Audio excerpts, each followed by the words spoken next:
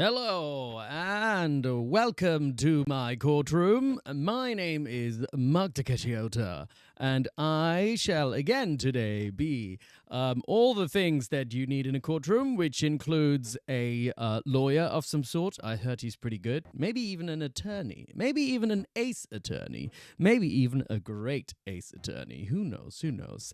And also, maybe I will be a murderer. Maybe I will be a judge and a jury but no executioners, I think, in this one, right? Nobody gets executed. I think that is not how we roll here, right? Anyway, hello and welcome all. How are we doing today? It's so nice to be with you here today. Again, 2 days in a row, but in a different game, obviously. Lovely to see you all. Who do we have here? We have Mix Match Magic in the chat room and Sop Bill. And we got another first time chat, King of the Worms. King of the Worms. Well, you're quite the king then. There's a lot of worms on the planet. Whoa, and we're starting with a hype train. Poggy Pocket giving us the gift subs. Oh, Happy New Year also to people that weren't yesterday on the stream. Thank you so much. Domo arigatou gozaimasu. It is very much appreciated, Poggy Pocket. You are a star. You know what? You get a little. Come on, hearts now. Do work. I tried this the other day and it worked. I don't know why this isn't it doing it. Okay, we'll try this one instead. Yeah, lasers for Poggy Pocket. Woo-ha! For the hype train. I love exploring all these new things, but this one should also work, right? Maybe my heart forming gesture is not very good. Maybe I'm not very good at it. Hold on, it's like a really weird heart. It worked the other day. I don't know why it's not working now. Thank you all, and also some people might be watching this on YouTube in the future, in the not live, so hello to you as well. Hello lurkers, hello first time chatters, and hello my ever returning lovely people that you know who you are. It's all of you, and our beautiful mods, El Carlin Noodle Valley and Kitchen in the chat. And we got a new follow, Vivi Kinetic. Thank you so much. Appreciate it. Taisa is not with us today, but Taisa is also part of my wonderful crew of mods. And oh my God, first time chatters. I love you. Like every time first, it makes me so happy because it means there's new people joining this strange adventure that I'm going on. I love it. Tuno. And Vivikinetic, hello, welcome in, welcome. Mobs, Noodle, yes, my mobs mods. It is a great adventure that we're going on. Lou Blues, how's it going? You forgot about there being a stream today. That's okay. You're here. We have barely even started. We've only just entered the courtroom. And hello, Light Bright Reignite.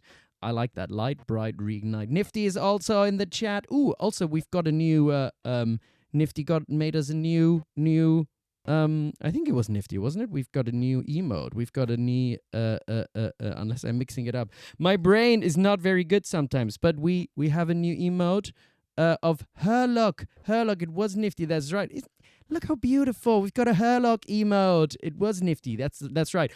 I sometimes I know things and then I question myself because I'm like, oh my God, I hope I'm not getting this wrong, Nifty's art style. That's right.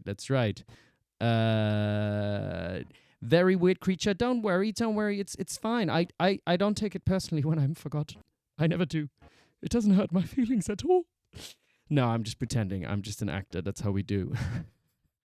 I love it, Nifty. I love your emotes. Look how pretty they are. They're so pretty. Niftrix, more like Gotrix. That's right. Nifty was inspired by going to Baker Street and visiting the Sherlock Holmes, or maybe it's Sherlock Holmes in that case, museum, I believe, and made that beautiful emote for us. So I'm very, very... Oh, you actually got sad. Oh, I'm so sorry, very weird creature. I didn't mean to upset you. This is all pretend. I'm just pretending. Oh, the audio seems to be stuttering. Oh, that's annoying. Is that permanent or is that just for a moment? Stuttering. Are we still stuttering? How are we sounding?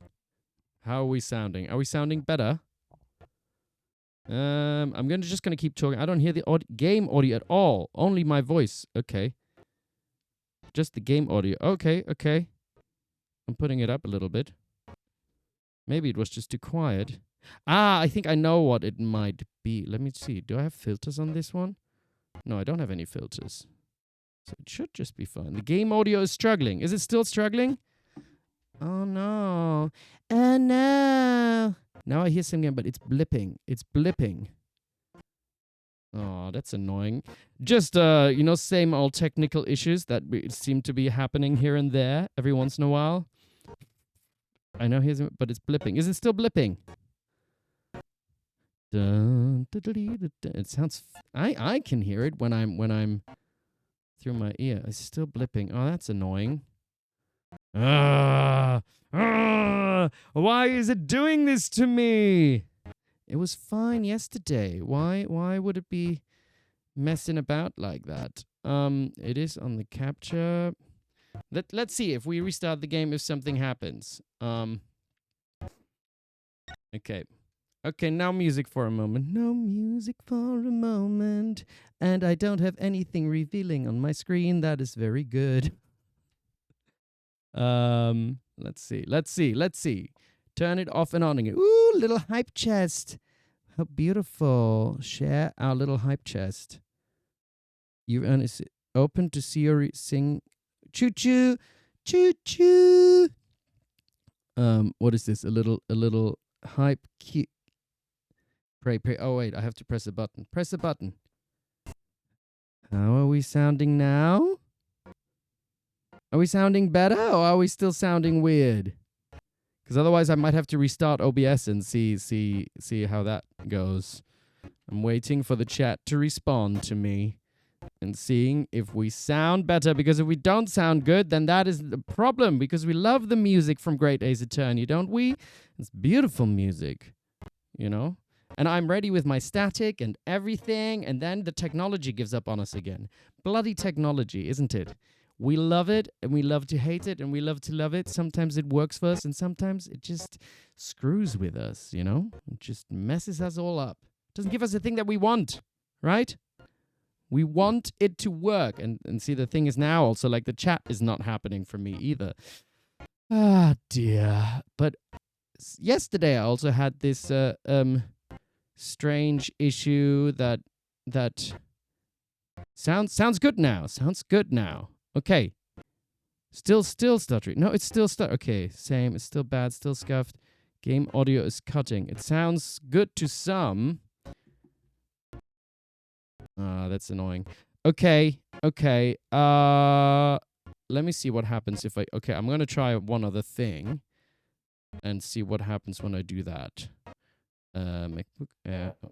Change that over and let's just change it back. How's it now? Is it better? The chat fixed? Good. Excellent. See, sometimes you just got to play with the settings. All I did was go to the audio and just changed it to something else and changed it back. Sometimes I know that things just need to be restarted or something, and that's just, yeah. I've figured out a little bit about it. You know, I used to work in IT support. I used to do the whole thing of like, have you tried turning it off and on again? You know. Oh, and we got a new follower just because we are such tech geniuses, isn't it? Joe, yo.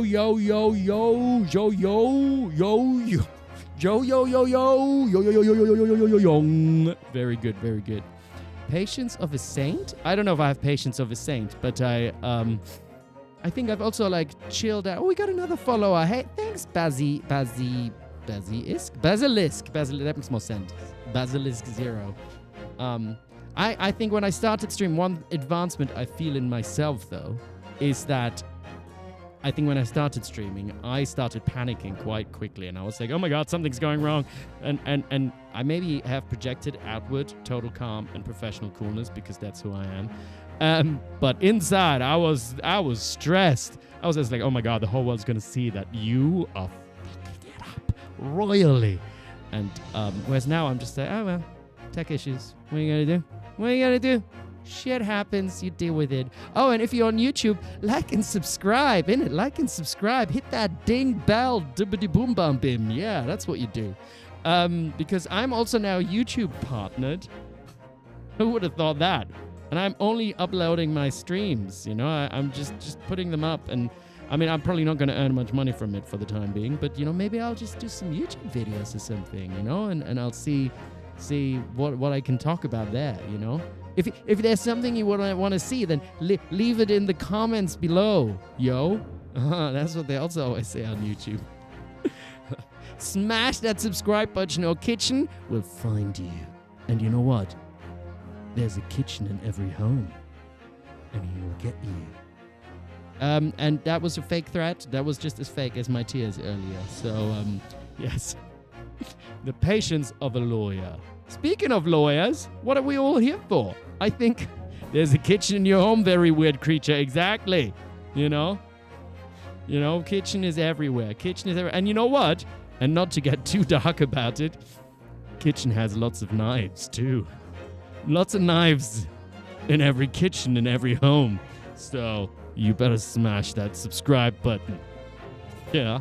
Anyway, fake threats, all good. Nobody will be knifed or anything. It's all good. Let's see, this is where the panic comes back in. No threats. We you know, my alter ego is being accused of doing evil things all the time. We don't want to add to that this guy is also getting accused of things. Evil voices in my head. No, not in my head. Anyway, now that we've got all the tech sorted and we have figured out that I am not a threatening person, I'm instead very patient and only do nice things. We are ready to... Oh, wait. Now I'm here. I don't quite know why this happens, but what we have a reminder of Poggy Pocket's gifted subscriptions, but somehow when I change to the other screen, they only happen now, whereas they didn't happen before. That's the thing I still need to figure out. But you know what? There's no harm in being reminded of Poggy Pocket's generosity, because we love you. Mwah. Thank you so much. And we are ready to play. Ready to play. Great Ace Attorney. I'm so excited. Where were we? I think we are, we have just entered, what have we entered? We have entered, is my face too big? Should I be smaller? What is the last thing we did? I kind of like, I don't know if I'm not like gonna go so far that I'm OCD or anything like that, but I always like when these things line up, like it's lining up with the chat there. That always makes me like very, but then I don't feel like I'm good in the, wait, the other way. I'm not centered. Yeah, this is better. Now I feel centered and everything is like in good. Game audio is still turned up. Oh, I can put that a little lower here. Yeah, because I turned that up earlier, didn't I? Because I was panicking. I mean, I wasn't panicking. I was just figuring out the tech. So here we are. This is better now, isn't it? Because obviously the most important thing is that you hear me. Me and my voice is the most important thing. Always good to have you with me, El Carlin, to like, you know, Kitchen is on my shoulder for Wukong and you're on my shoulder for everything else. And so is Noodle as well. I have a Noodle. Noodle is just on top of my head right here. Hello, spider friend. Good morning, good morning. Your cats say hi. Oh, can your cats come over here and say hi to me? Because I would really like that. What is that behind my head? Oh, there's a chain behind my head. If I put my static here, then you can see the chains through my head. Look at that. I've got chains up in my head. Noodle, the crown jewel. Noodle, the Noodle's wailing? Nah, never. All right. We're back. Wait, what just happened here also? It's a few days. I'm already confused. We just did the summation examination, didn't we? Yes, we did the summation examination, and we got to the end of that. And Van Ziek said, but my hospitality has its limits, and they have been reached, I feel. So, my learned friend, today's sightseeing tour of London is now over. And I'm like, what are you talking about? My lord, the prosecution requests permission to call its next witnesses to the stand. Yeah, Baroque, still not our friend quite yet, but, you know. Anyway, our judge says, granted. Bailiff, bring forth the witnesses. Which case we are, Furuka? We are in case number 4? I wonder if I do a 4, is it going to give me balloons? 4. Balloons for case number 4. There we go. Oh, thanks for doing the first time chat and following. Am I saying it right? You're very welcome. It's you and your sister's favorite of the series. Oh, thank you so much. It's not only because of me, I'm sure, but I appreciate that it's your favorite. And thank you and welcome. Case number 4. It's next witnesses. There's more? I thought we were done. Mr. Naruhodo, do you not remember? We've been told on several occasions that there were eyewitnesses to the incident. Yes, I remember. One of them being a Scotland Yard policeman, no less. I'm afraid that's likely to be the prosecution's next witness. All right. No matter who Van Zieks brings to the stand as his witnesses, and no matter what they say, I believe in Soseki-San. I know he's innocent. And I'll keep believing to the very end. Until this battle is over. Yes! Ikimashou! All right. Witnesses. Please state your names and occupations for the court. But look, they're so cute. They can't be lying, right? Because cute people never lie. Anyway. Okay, that was a little violent. Constable Rowley beat, sir. Nothing to report on the streets, sir. And I'm Mrs. Beat. Patricia's my name. I'm proud to say I'm this young town hero's wife. Okay, he looks a little drunk. What's the story here? Well, in truth, we've not been married long. In fact, we celebrated our first anniversary only the other day. Okay. No, it was your husband I was asking about. He seems, tired? Hardly surprising. Whilst being an honourable occupation, patrolling the beat is the most demanding work in the world. I mean, I'm not saying it's easy, but most demanding in the world. Oh, really? I'm sure I've heard that before, actually. Indeed. Apart from rare days off, our gallant officers trudge some 20 miles a day, you know? They patrol boarding houses and pubs, collect taxes, survey the streets, check that meters are reading true, and they're responsible for keeping the streets clean and lighting and extinguishing our streetlights.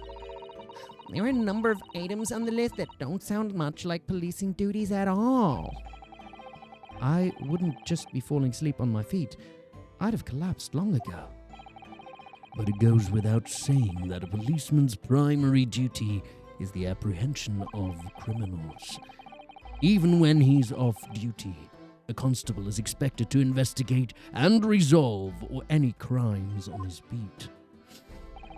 For the London Bobby is a man of honor.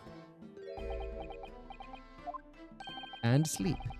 Oh, I guess the eyes have this there. And a man of slumber. Ah, yeah, you and I. Great minds, eh? Great ace attorney minds.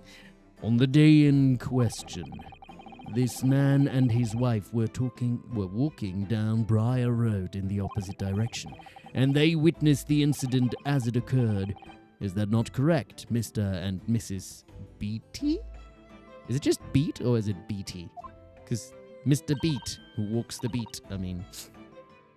That's right, sir. Isn't it, Rolly? Constable Rolly Beat, sir. Nothing to report on the streets, sir.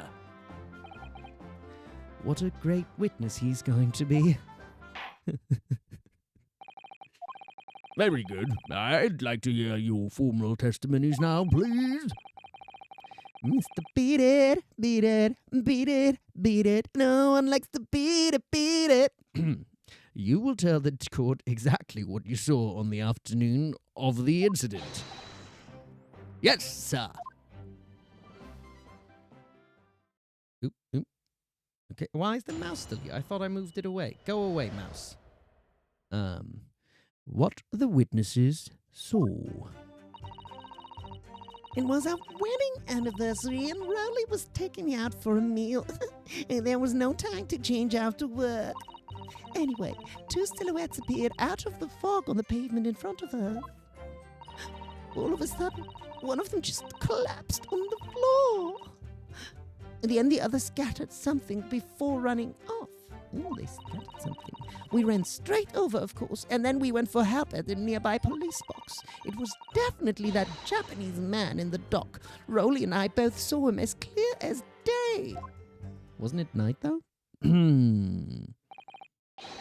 Oh, wait, was it foggy? Well, this is extremely compelling testimony, I must say. Oh dear. This policeman and his wife are claiming to have positively identified Mr. Natsume at the scene. If their testimony is true, the alternative course of events that you established in the summation examination will be quashed. It's death knell, in fact. Because that alternative was never viable in the first place. Oh, what an unfortunate bechancing, and on your wedding anniversary, too. Well, I know, but I still managed to go out for the evening with my man. I thank the Lord for that. Gosh. The life of a London Barbie sounds very hard indeed. Indeed. However, this cross-examination will be over in minutes. You may well have time to rest this afternoon. What do you mean by that? Did I just do Susato for Ryunosuke? Whoopsie. My learned friend. The witnesses saw the face of the man fleeing the scene. They are testifying under oath that it was without doubt the accused, Mr. Natsume, Mr. Soseki Natsume. And one of these witnesses is a policeman, no less. So you appreciate the gravity of the situation, I am sure. But he's like a sleepy policeman. Sleepy policemen might get things wrong sometimes, right? Except that the man's so tired, his wife has to do all the talking. Thank you. Enough preamble. Counsel for the defense, commence the cross-examination, please. Just filling up with a bit of static. Yes, my lord.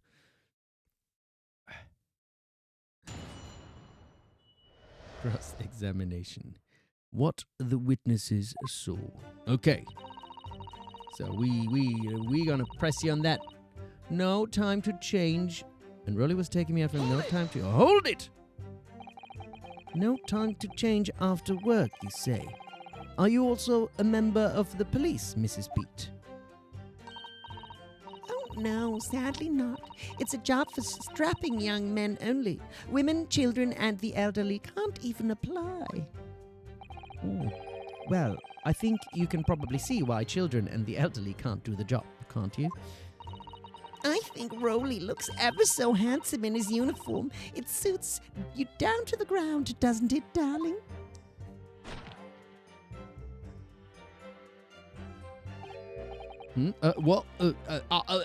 I just finished my beat. Pat and I were heading back to the station. I was actually planning on getting changed there. Is he talking in his sleep? This is creepy. Oh, no, Rolly. I much prefer you in uniform. Sometimes I don't recognize you when I see you in plain clothes. Oh, it looks like she's got a bit of a police officer's fetish or something, doesn't she? Oh dear, that doesn't seem healthy. Yeah, thank you, Susato. That is kind of weird. Kindly adhere to the point. You were going for a meal after you had finished your beat for the day, correct? That's right, yes. Although I was fit to drop, to be honest, after spending the whole day on my feet. But policing is my life, sir. As long as I'm the proud owner of this, I'll serve my city and my queen to the end. What's that now? My warrant card, sir. Proof that I'm a London copper. It has the noble founding principles of the force written on it as a reminder to all us policemen of our sworn duty to patrol the streets of London town and uphold the peace of the common man. Sir, and for such a noble cause, I cover 20 miles every single day without fail and without a grumble, because I know that the plodding of my boots is all Londoners need to hear to feel safe and secure. So, fighting crime doesn't appear to come into it then? But sir, just on that particular day, I was looking forward to celebrating my wedding anniversary. Mrs. Pete puts up with a lot being married to a bobby like me. I wanted to show my dear wife how much I care. Oh, Pat. Oh, really? Oh, what a charming couple. Their young love is such a joy to behold. If a little over the top, perhaps? And then kindly describe what happened next. Anyway, two silhouettes appeared out of the fog on the pavement in front of us. Hold it! Yes, hold it. Two silhouettes. Yeah, that's not very, precise, is it? That's right. They were coming towards us walking up Briar Road in the opposite direction. There was a rather plump figure followed by a scrawny, thin-looking man. That does sound exactly like the victim as pictured in this print and like Mr. Natsume. But we also established that it could be one of the jurors, right? The old man juror, he had a similar looking coat. So, yes, unfortunately it does. And you're certain that at the time there was nobody else nearby? Oh yes, quite certain. It was dark, but there are streetlights on Briar Road, you see? Briar Road, is that the road where... Okay, so it was on Briar Road. Because we established that the old man from the jury, I think, went down Calabash Road? I think that's what I remember from last time. Attorneying, yes. Oh, look, we got another first-time chat. Oh, Raz Grizz, how's it going? Oh, we raided Raz Grizz yesterday. Thanks for coming in and saying hi. Raz is was playing Black Myth Wukong, and after we finished our stream, we were like, let's go and see what Raz is up to. Oh, and we have an ad in now. Sorry about that. If you're not now hearing me anymore, it's possible. But yeah, it was a good time yesterday. A very good time indeed. Where are we? Patricia. Oh yes, quite certain. It was dark, but there are streetlights on Briar Road, you see? There was nobody else around at all. Isn't that right, my darling? Are they saying something? Yes, that's right. Of course, there was a light fog on the ground. But Briar Road is dead straight, and you could see a fairly long way down the pavement. And then there's the street lighting as well. I didn't see any other pedestrian... We did it. Oh, I achieved a goal. What goal did I achieve? 10 out of 10. 10 out of 10. What is that new follower goal? I'm still figuring out some of these things. It just says, we did it on my screen. Oh, we gifted another sub. Oh, thank you. Thank you, Rogue Jelly. Oh, that's where that came from. Yes, thank you. Thank you so much for the gifts. Oh, that's where it's a sub goal achieved. That's what that means. Okay. Thank you. Thank you. Thank you very much. Banzix, before sleep takes a firm hold, your answer, please, Mr. Beat. Are you quite sure of what you've just said? Yes, sir. As a copper who spends all day every day keeping watch on the streets, I'd swear to it, sir. I'm as sure as my love for Patricia is true. Oh, Pat. Rowley. These are silly, aren't they? No diva voice? What do you mean no diva voice?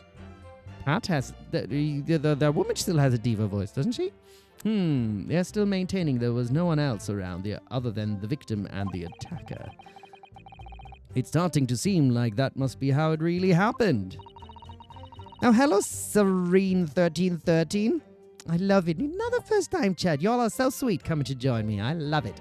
I love it. Also, lurkers, also welcome. But if you ever want to say hi, if you're just lurking and you want to say hi, feel free. Feel free. People are lovely in here, you know? Everyone's welcome. It's beginning to seem like there's nowhere to run. Well, that didn't stop Mr. Natsume. Oh my god. Ryunosuke said Mr. Natsume. It's like Susato is merging into... No. Mr. Natsume. Natsume-san. Mr. Natsume did it. He fled the scene all too convincingly. Thank you. I believe we have a reasonably clear idea of the situation just before the incident now. What happened in the crucial moments that followed? All of a sudden, one of them just collapsed on the floor, then the other scattered something before running off. What's it up with the scattering? Why are they scattering stuff? Scattered something? What do you mean by that? Oh, well, I couldn't quite make out what it was at the time. But then, when we got closer, we realized what it was. Didn't we, darling? Oh, he's still sleeping. What? Oh, yes, that's right. It was some old books.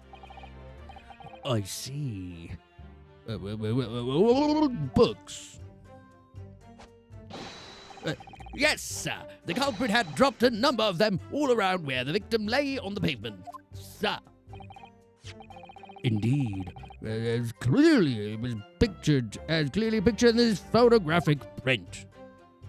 Oh, hello, Grandma 45678. Another first time chat. Gosh, there's so many today. I love it. That rotten Japanese man. That's Patricia. That rotten Japanese man. Oh, do we have another Jim Jams? Do we have a little racism coming in?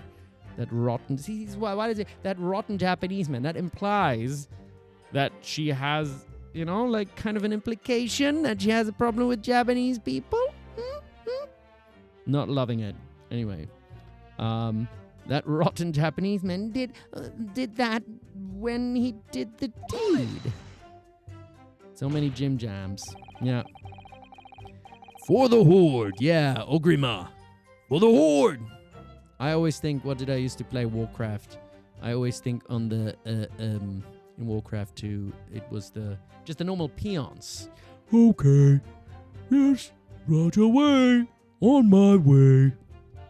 Okay. Too many people Jim jamming all over the place. That's right, Nifty. We don't need those Jim jammings. Everyone's a little bit racist, yeah, but you don't have to say it, yeah.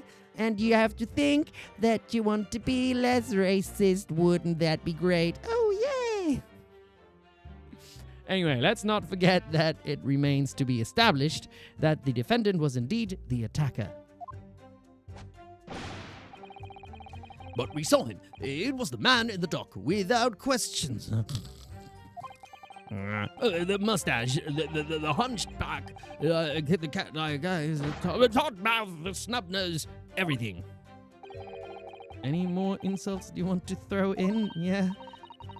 That's right. He looked down at that poor, defenseless woman with those terrifying, intense eyes, and then suddenly threw his books onto the pavement and ran away. I see. They seem as though they're telling the truth here. Well, they seem. May I remind the court that this unambiguous testimony comes from a policeman and his wife. Now, please, continue. Oh gosh, that is not a drinking game I want to play. For every Jim Jams. For every racism here. No, there's too many.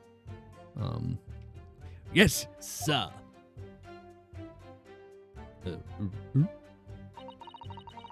We ran straight over, of course, and then we went for help at a nearby police box. Was it your husband who went to fetch help? No, I went. I may not be a police officer myself, but I am the proud wife of one after all. Isn't that right, my darling?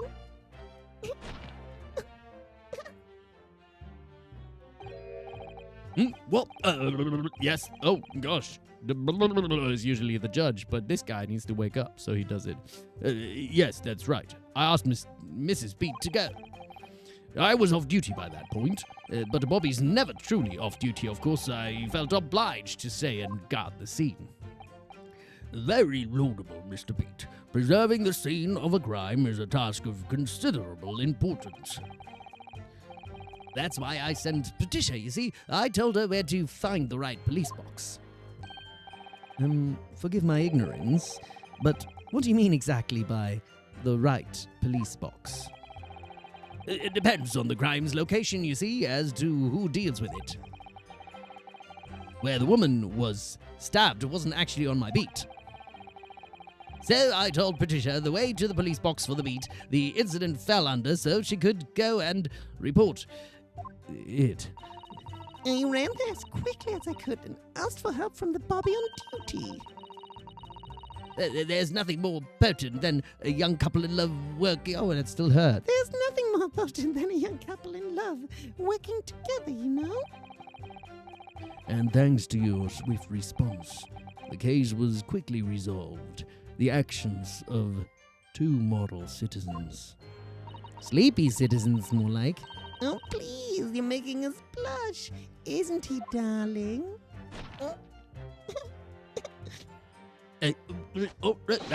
Yes, sir. What Patricia said, sir. Oh, I'm falling asleep again.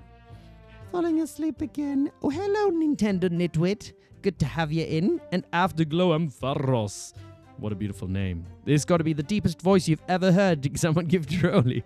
I feel like he's a London, he's a London Bobby. He's got it. He's got it all down pat, and it helps me differentiate between the two, I think. If he's all Bobby, then it gets confusing. Let's move on, shall we? Shall we? Oh, it was definitely that Japanese man in the dock. Rolly and I both saw him as clear as day. What time was it again? Because it was 5 o'clock. Wait. Isn't it also confusing that earlier they said that they saw just outlines or something? And then first they said it was two silhouettes. So they say here 2 silhouettes appeared. But then later they seem to see them very clearly.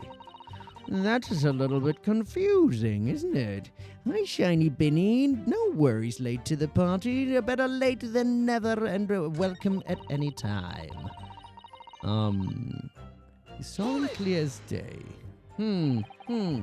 Surely you wouldn't have been able to see his face by the light of the gas street lamps, would you?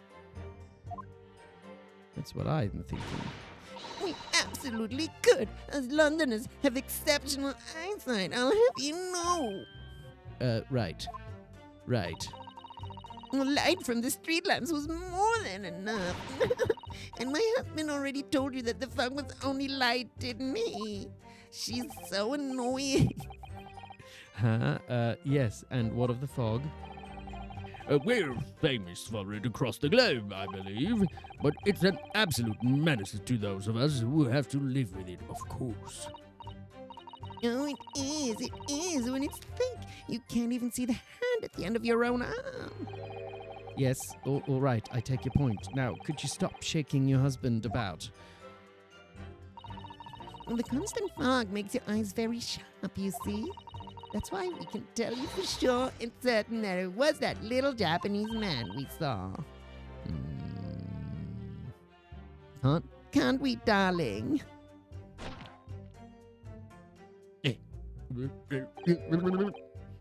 What? Yes. Oh, shit, I missed that. What did it say? What did it say?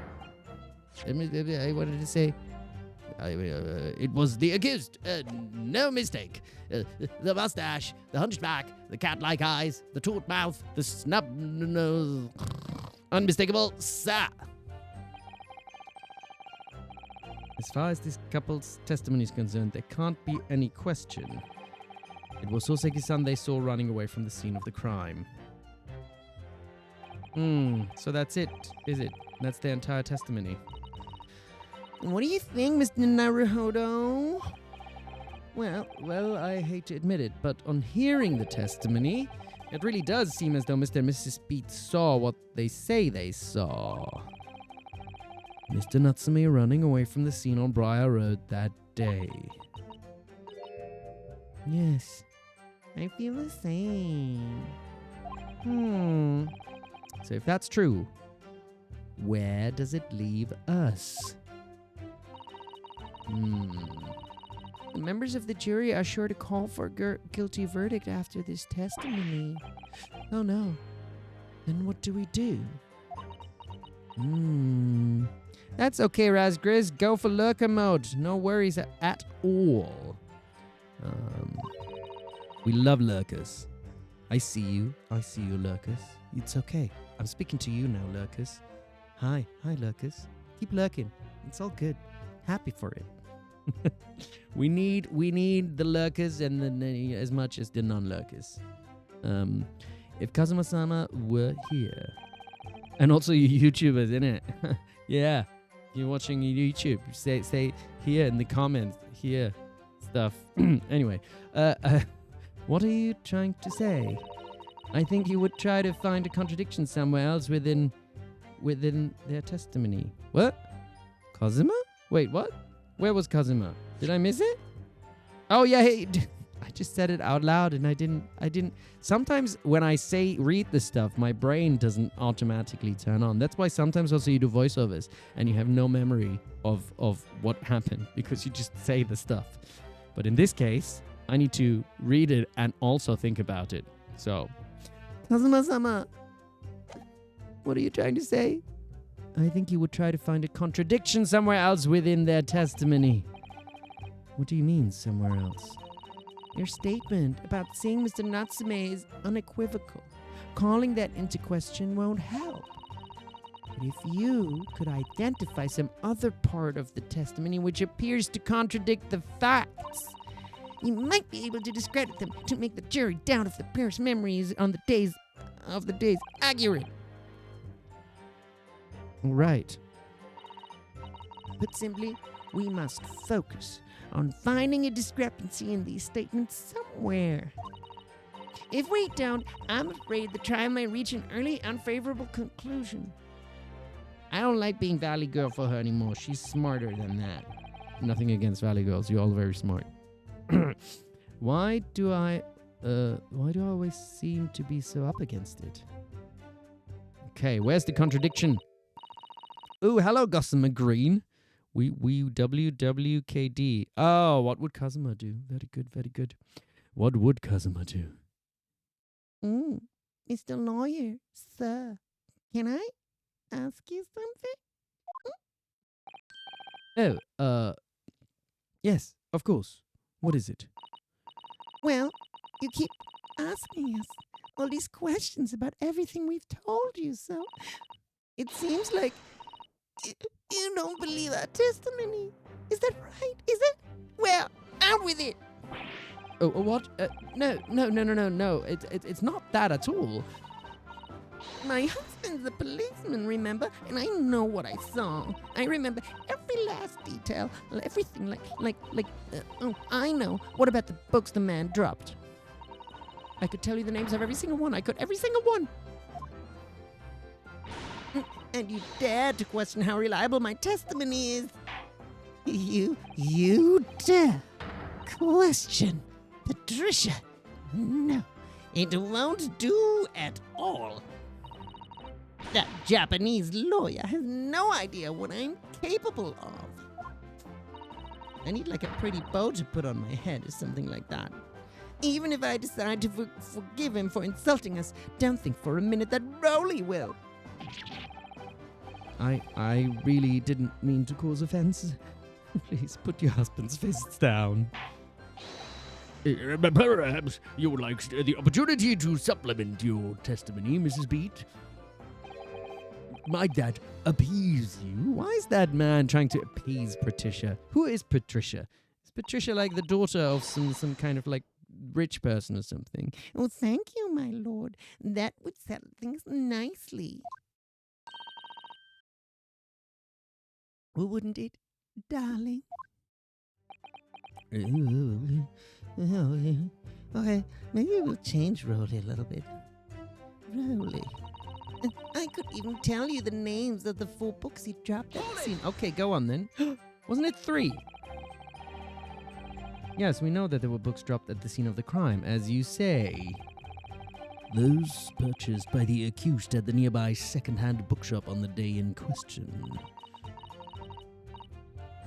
After I'd been to the police box for help, I decided to have a good look over the area for good measure. I'm a proud policeman's wife, after all. I did it for Rowley. And what was your husband doing at the time? Oh, he was lying face Down in the snow? Getting some well-deserved rest? What?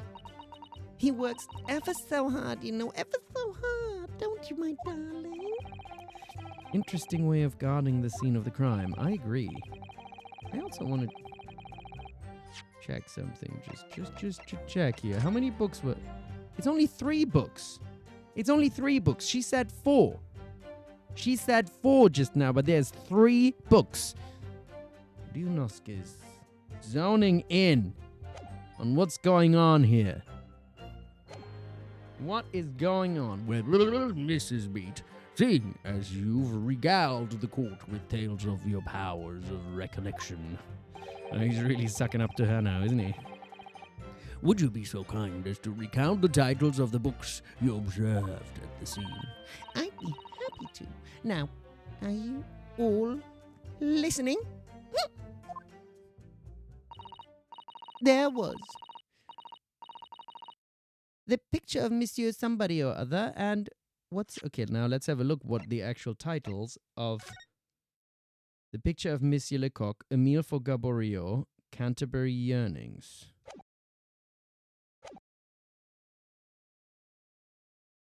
What's it, Yearnings? Okay. then there was a meal for someone, and the last one was definitely Thingamy somethings.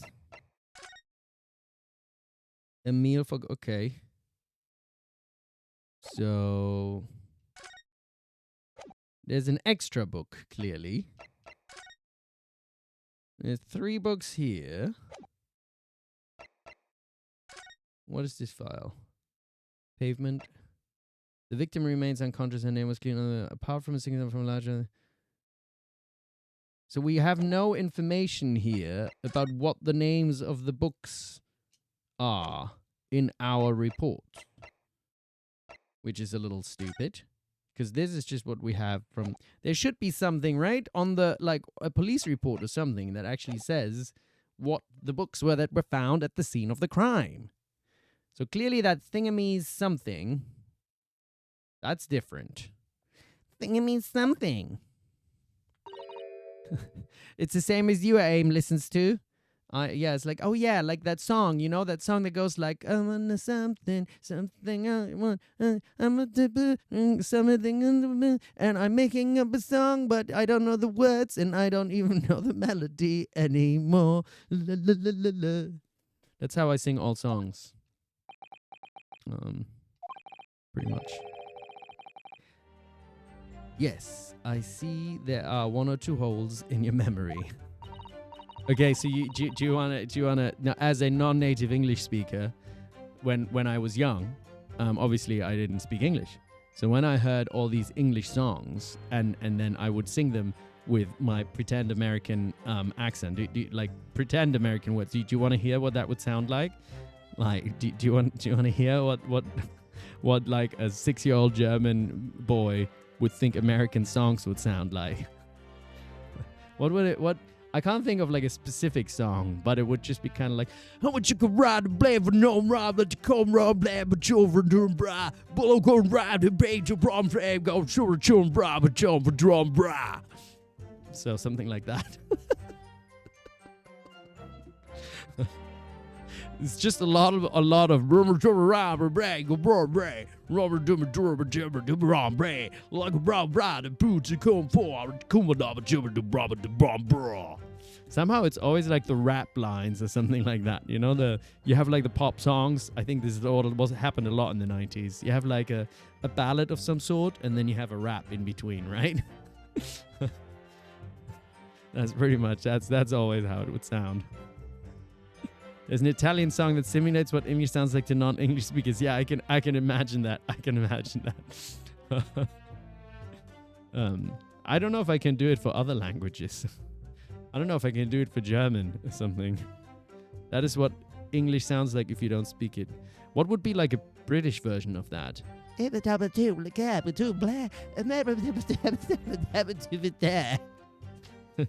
like that. That's like posh British without words. Oh, well, they were along those lines, I'm quite sure. There were indeed books found. And the scene with titles along those lines, as you put it. Along those lines. Okay, so what were the books found? What did I tell you? So I think it's very mean the way you've been implying that my testimony cannot be trusted. Don't you agree, darling? Huh? Huh? Darling. Oh my God, he's getting the gun out? Anyone who upsets... Okay, he's going to be like this now. Who upsets my Patricia will have me to answer to.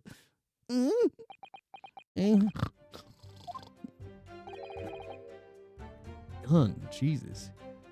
Terrifying. Yes, she really is terrifying. So that's it, is it? That's the entire testimony. What do you think? No more Valley Girl. Well, maybe Valley Girl. What do you think? Maybe she's just soft-spoken. What do you think, Mr. Naruhodo? Well, I hate to admit it, but on hearing the testimony, it really does seem as though Mr. and Mrs. Beat saw what they saw. They saw Mr. Natsume running away from the scene on Briar Road that day. Yes, I feel the same. So if that's true, where does it leave us? The members of the jury are sure to call for a guilty verdict after this testimony. Oh no. Then what do we do? What do we do, Susato? If Kazuma-sama were here. What are you trying to say? Okay, so we did that before. Contradiction. Rest in peace, Valley Girl Susato. No, that she will return at some point, I'm sure. It just sometimes I get tired of an accent and then I just do another one. Okay. I need to figure out I need to discredit them. Let's discredit them. Discredit them. I want to discredit them. Discredit the witnesses. Why do I always seem so up against it? Let's discredit them. Discredit them. We want to discredit them. Let's discredit the witnesses. Okay. Out from Mia. There was no time to change after work. Okay, no time. Anyway, two silhouettes appeared out of the fog on the pavement in front of us. All of a sudden, one of them just collapsed on the floor. Then the other scattered something before running off. And then went for help at the nearby police box. It's definitely that Japanese man in the dog. Rolly and I saw him as clear as day. I can tell names of the 4 books. So, okay, so I feel like what we need to present is that he only had 3 books. That is what I would present now. Yes. Present. So he only had 3 books. So, you're saying that there were 4 books? That's right. I remember all of them. The picture of Monsieur and somebody. What's it yearnings? A meal for someone and the thingamy something. I'm sorry, Mrs. Beat. But there is a fundamental flaw in that statement of yours. I knew it. Oh no. Oh, what flaw? Simply that, at the scene of the crime, there were only 3 books, not 4. What? Oh. This is the receipt from the bookshop where the defendant bought his books. Oh, your books? Yes, and it details Mr. Natsume's purchases that day. But as you can see, only 3 books are listed. Only 3? But no, that can't be. I remember seeing them. There were 4 books, I tell you. 4 dirty old books. Oh, really?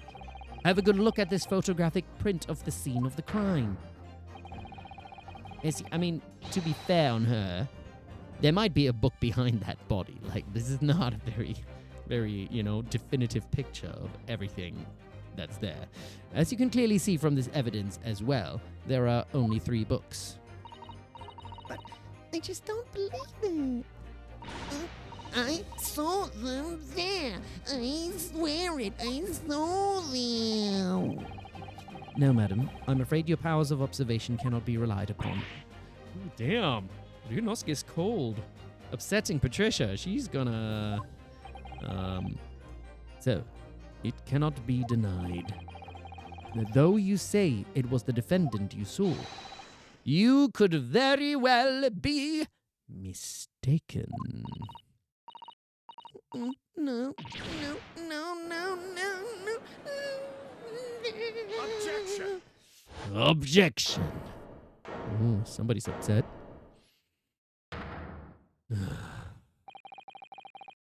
It's plainly evident that it is your powers of deduction that cannot be relied upon, my learned Japanese friend. Yeah, I'm learned. What are you going to do about it, huh? Huh? I'm very learned. I speak 4 languages. What do you speak, huh? Anyway. What?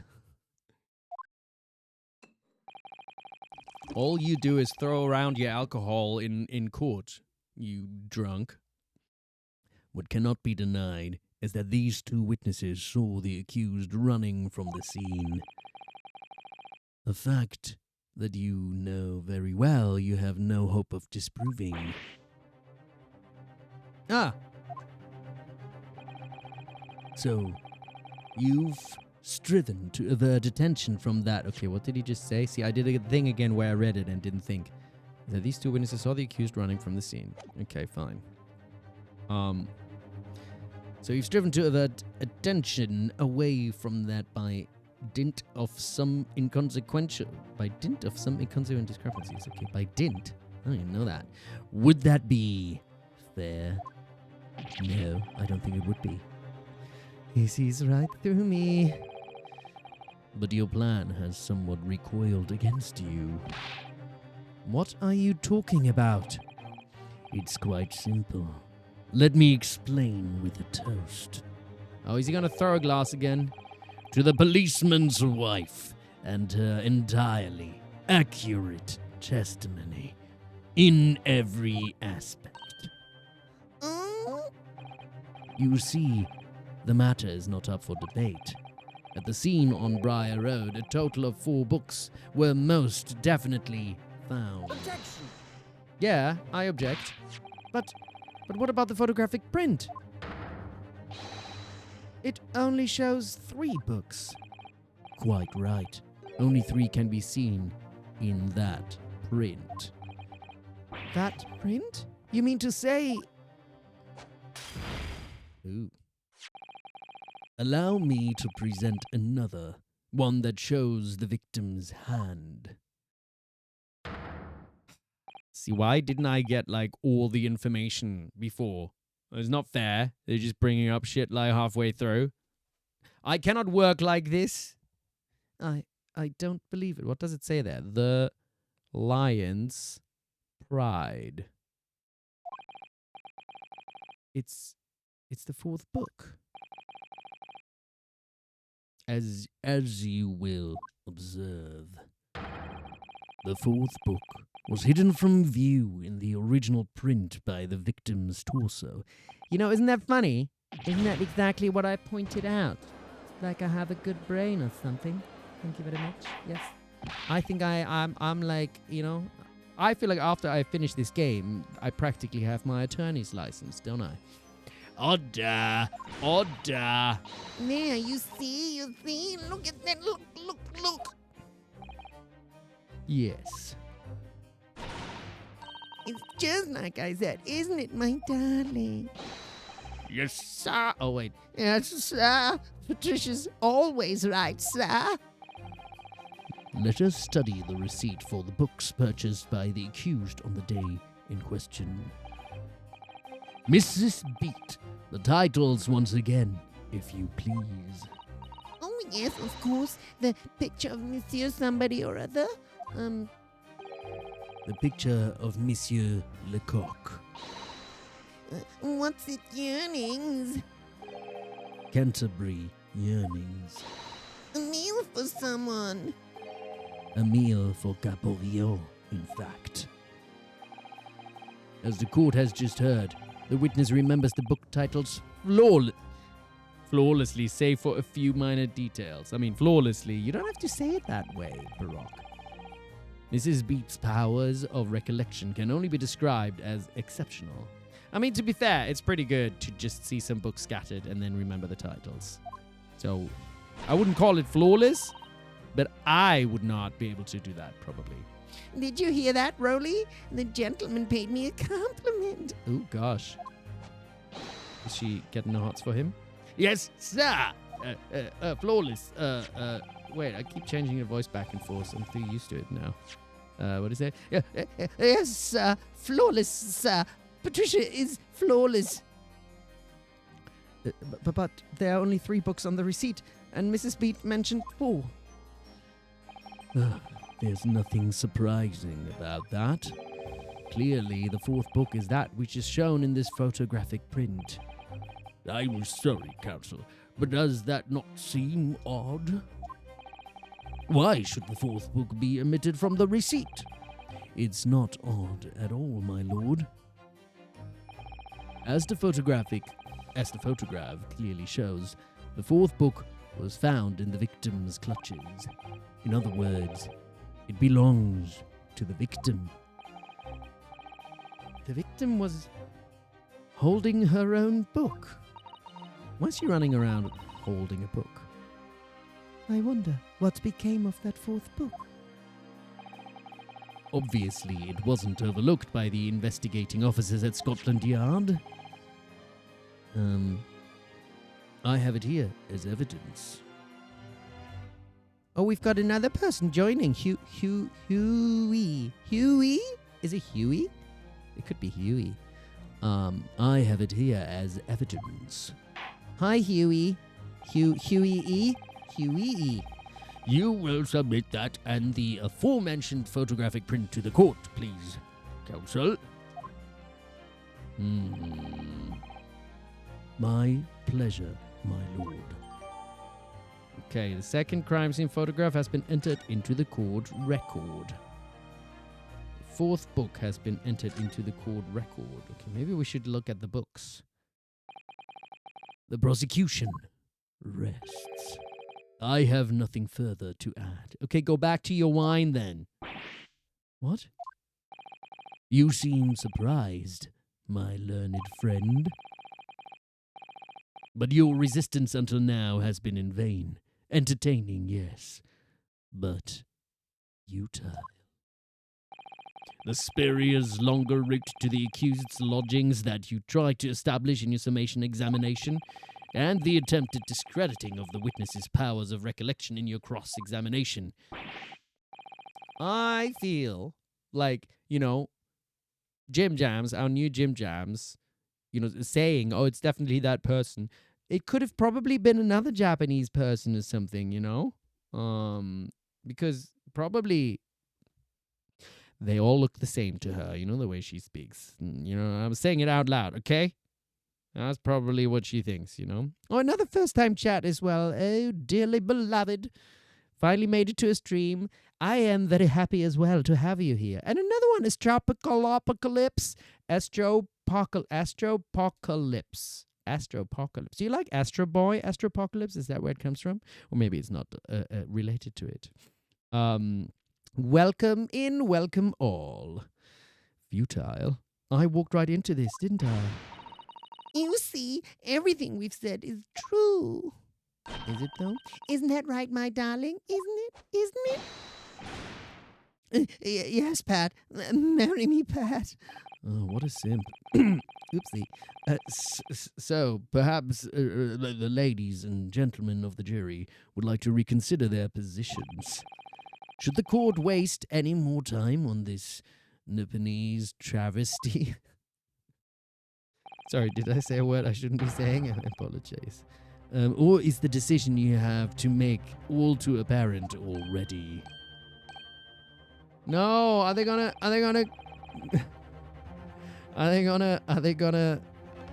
judge me now? You have heard all of the witnesses and seen all of the evidence. I should look at the evidence.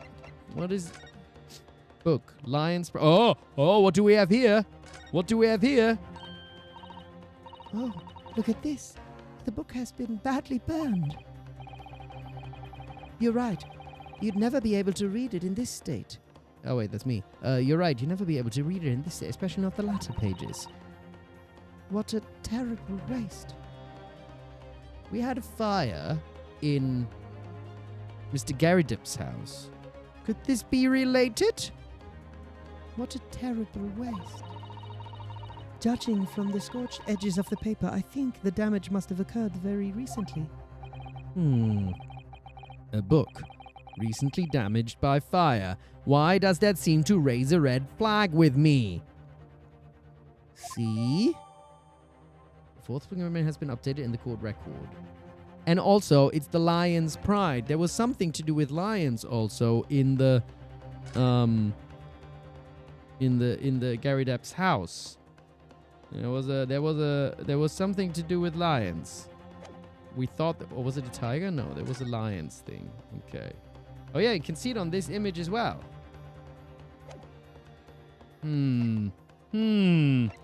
Very curious. Very curious indeed. You have all... Okay, we just did this. Shut up. I'm going to beat you. I'm going to beat you, Barack. You just wait and see. This trial has run its course. Mr. Naruhodo, I'm afraid we are in a terribly precarious position. I know, but if I fight back in the wrong way now, could very well make just make matters worse. Think, Ryunosuke. Think. What do you do? Well, of course, I'll just raise an objection. I don't really know what yet, but I'm not done yet. I like it. Objection! I'm not finished. I still have more questions. No, my learned friend. It's over. That last cross-examination was your final chance to establish a credible defense, and you failed.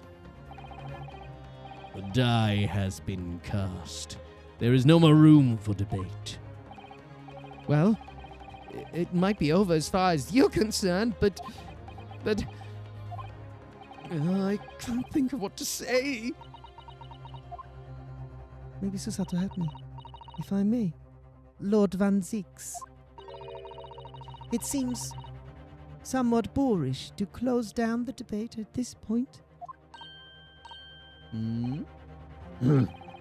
You're insignificant. Oh. See, there it's coming out again, rubbing me the wrong way. Your insignificant little Eastern Isle must be a lawless hole indeed. Oh wait, didn't we do a thing? We changed Van Zieg's voice to. For a lowly judicial assistant to have the audacity to intervene at a moment like this. Oh. Yeah, Baroque. I am, to my shame, still a very inexperienced lawyer, so you will have to forgive me, but I consider my assistant's advice essential and her opinions invaluable. Yes, you defend Susato. Mr. Naruhodo. One of this land's great guiding principles is tolerance. Yeah, thank you, Mr. Santa Judge. So, The court will hear you, madam. yeah. Go ahead, Miss Susato. Please, and don't let that racist bastard get in your way. There we go. The Very well. Pray, what insight can you give us? What have we all overlooked in this matter that is our duty fit to pursue further? Well, the court has been presented with new evidence, but only after the last cross-examination finished. I see. And you believe that this new evidence warrants further examination, do you? Mr. Naruhodo, what do you think? It's just possible that this new evidence might be the decisive proof we've been waiting for. The judge is sure to ask the members of the jury to announce their leanings in a moment. And of course, he's sure to ask you to explain what the crucial piece of evidence is and why. So, we must take this opportunity to examine the newly presented evidence as thoroughly as possible. Yes, I understand. And thank you, Miss Susato. This is it. Susato-san has managed to win us one last chance here. To beat Elmo Van Zieks. I can't let it go to waste. The defense wishes to present evidence, my lord. I am Van Zix and I am angry. Very well. The defense may present one further piece of evidence.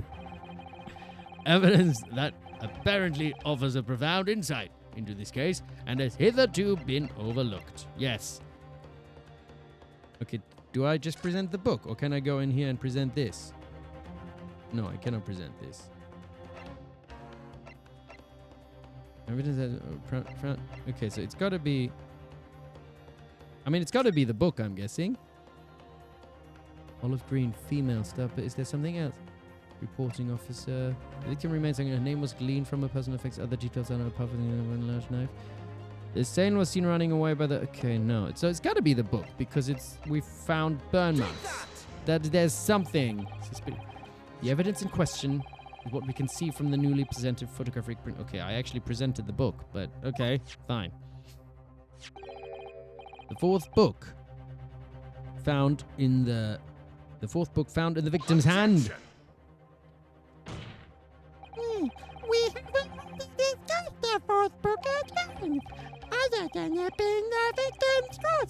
At the time of the incident, no significance has been attached to it. Pursuing the metaphor would be a flagrant right of the course done, as you well know. Yes. I'm afraid, counsel, I must concur with the prosecution on this matter. When I afforded you this opportunity, you led the court to believe. Yeah, exactly. Exactly. So must insist that you elaborate, counsel. You will identify this clue at once. Do I make myself clear? Oh, yes, my lord. It's, yes? Mr. Naruhodo, I believe the prosecution is trying to avoid a thorough examination of the evidence, which means you may very well be on the right track. Yeah, Elmo Van Zeeks is trying to, not find the truth. Yes, I think you might be right. So, counsel, precisely where is the vital clue to this case, which this fourth book conceals? Precisely where is it? Look at this right here. Got it! I would ask the court to observe the back of the book in question. The back? Oh, what are you? Good gracious! It's been burned to a crisp. So, we have to ask ourselves, why was the victim clutching what is clearly an unreadable book? It is undeniably an extremely unnatural thing for her to have been doing. Oh my god, that's true. Objection! Objection! Unnatural, you say? And what of it, my Japanese friend? Oh, Well, I do concede that point. If it bears no relation to the case, there is nothing to discuss. So you wish to assert that this fire damages some very clue as to what happened that day? Right. Do enlighten us all. What truth does this third book hide? charred book. There's just one possibility here, which I can't quite bring myself to rule out. It's an outside chance, certainly, but worth a try. All right. I'll explain my theory. Don't keep us waiting any longer then, counsel. Explain that theory of yours. What are you suggesting that you can ascertain from the fire damage this sorry Thomas suffered?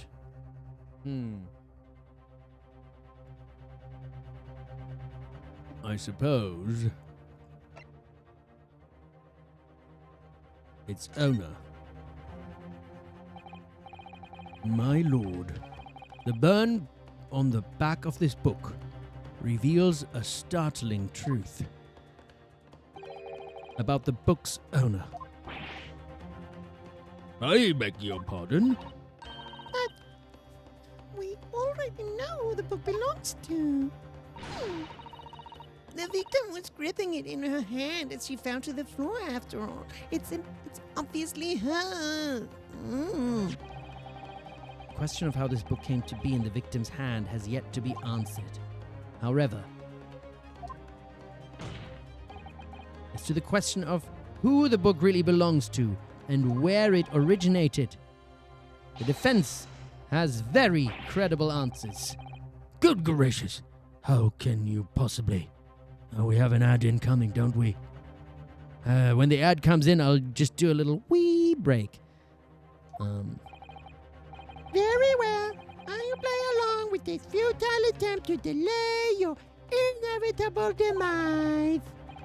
But do remember, the members of the jury may well burn you if you... Oh, Jesus, if your little gamble did burn me. I don't want to get burned. How rude. Counsel, the defense's response here is very likely to influence the final outcome of this trial. Tell the court, who do you claim is the owner of this burned book? Well, it would be her or him.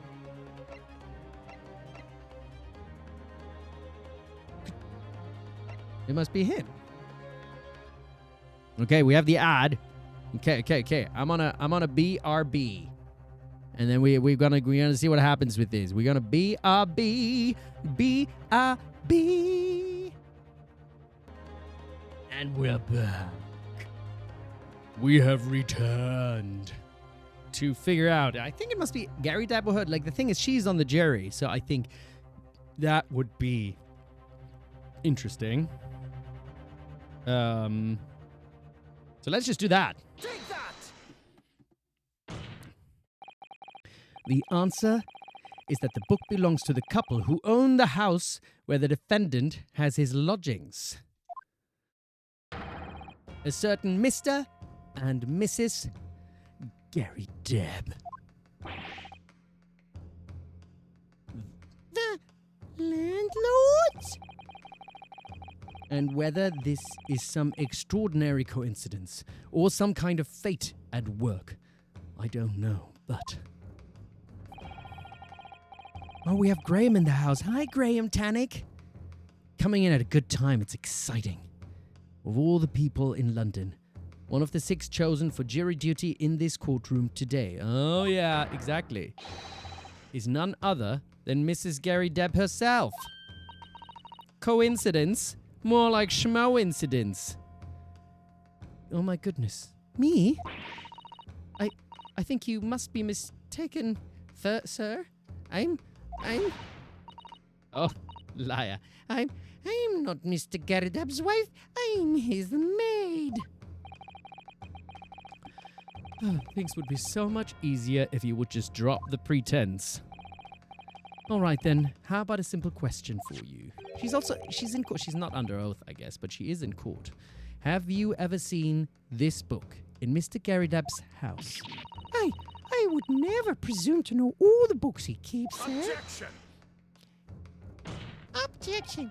This is outlandish behavior. This woman is the accused landlady, you say? You implicate this hard-working member of the public. You besmirch her. Hard-working landlord? Yeah, thank you very much. You besmirch her without a shred of evidence. Your actions are unforgivable. Objection! Hard-working landlord in London. Yeah. Yeah, sure. This is not mere conjecture. The defense happens to know that on the day in question, at almost exactly the same time as the victim was stabbed on the pavement below, another incident was taking place in the room on the top floor of Mr. and Mrs. Gary Deb's house. Good Lord! What sort of incident, counsel? A fire, my lord. Mic drop moment. Boom. Afraid to say it was. Happened in the blink of an eye, you know. The whole place filled with smoke. Couldn't see a bally thing. Didn't take long for the fire to spread, of course. The bally furniture started going up as well.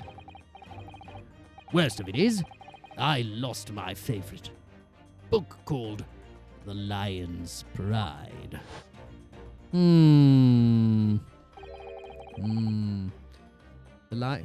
What do we have? A little detail. I remember that someone pointed out the armband is looser on Ryu because it was Kazuma's, but the fact that he has the band, he has to continue fixing means he never adjusted Kazuma's measurements.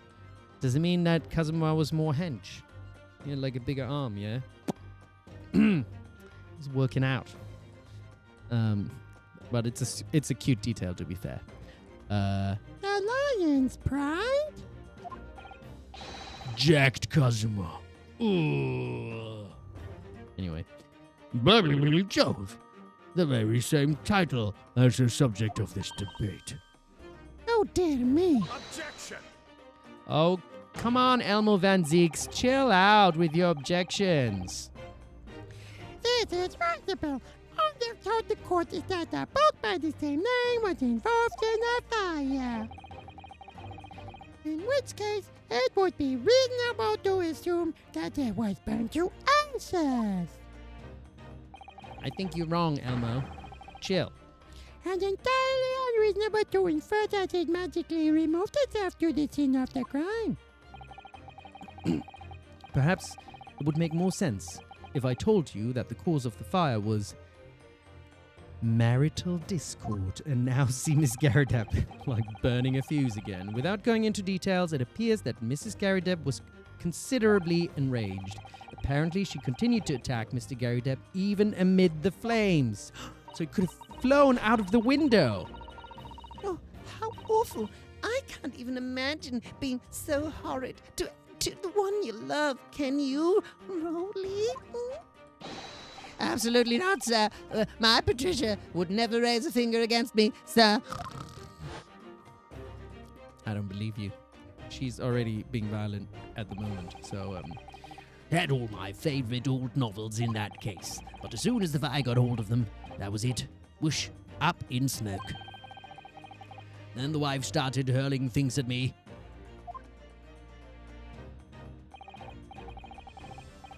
There was I, back up against the window, under heavy enemy fire, incendiary books coming 10 to the dozen. so it flew out the window. So maybe, wait, no. Could she have been hit by the head and that's why she, no. Why would she have, did you pick up the burnt book? Anyway, the man had his back up against the window and he had burning books thrown at him. Goodness gracious. Are you suggesting that the book was thrown through a window and landed coincidentally at the scene of the crime? Objection. No. A thorough investigation of the surrounding area was conducted the very evening of the incident, and there's no report of Garrideb's window pane being broken. That's quite true. We also saw no sign of broken glass when we visited the Garrideb household. But it is not conceivable. But is it not conceivable that the window was open at the time? Not even remote. Look at this guy. He's just clutching at straws, isn't he? Not even remotely. Let us not forget the season and the chilling weather that accompanied it. No Londoner would ever leave a window open in the middle of winter.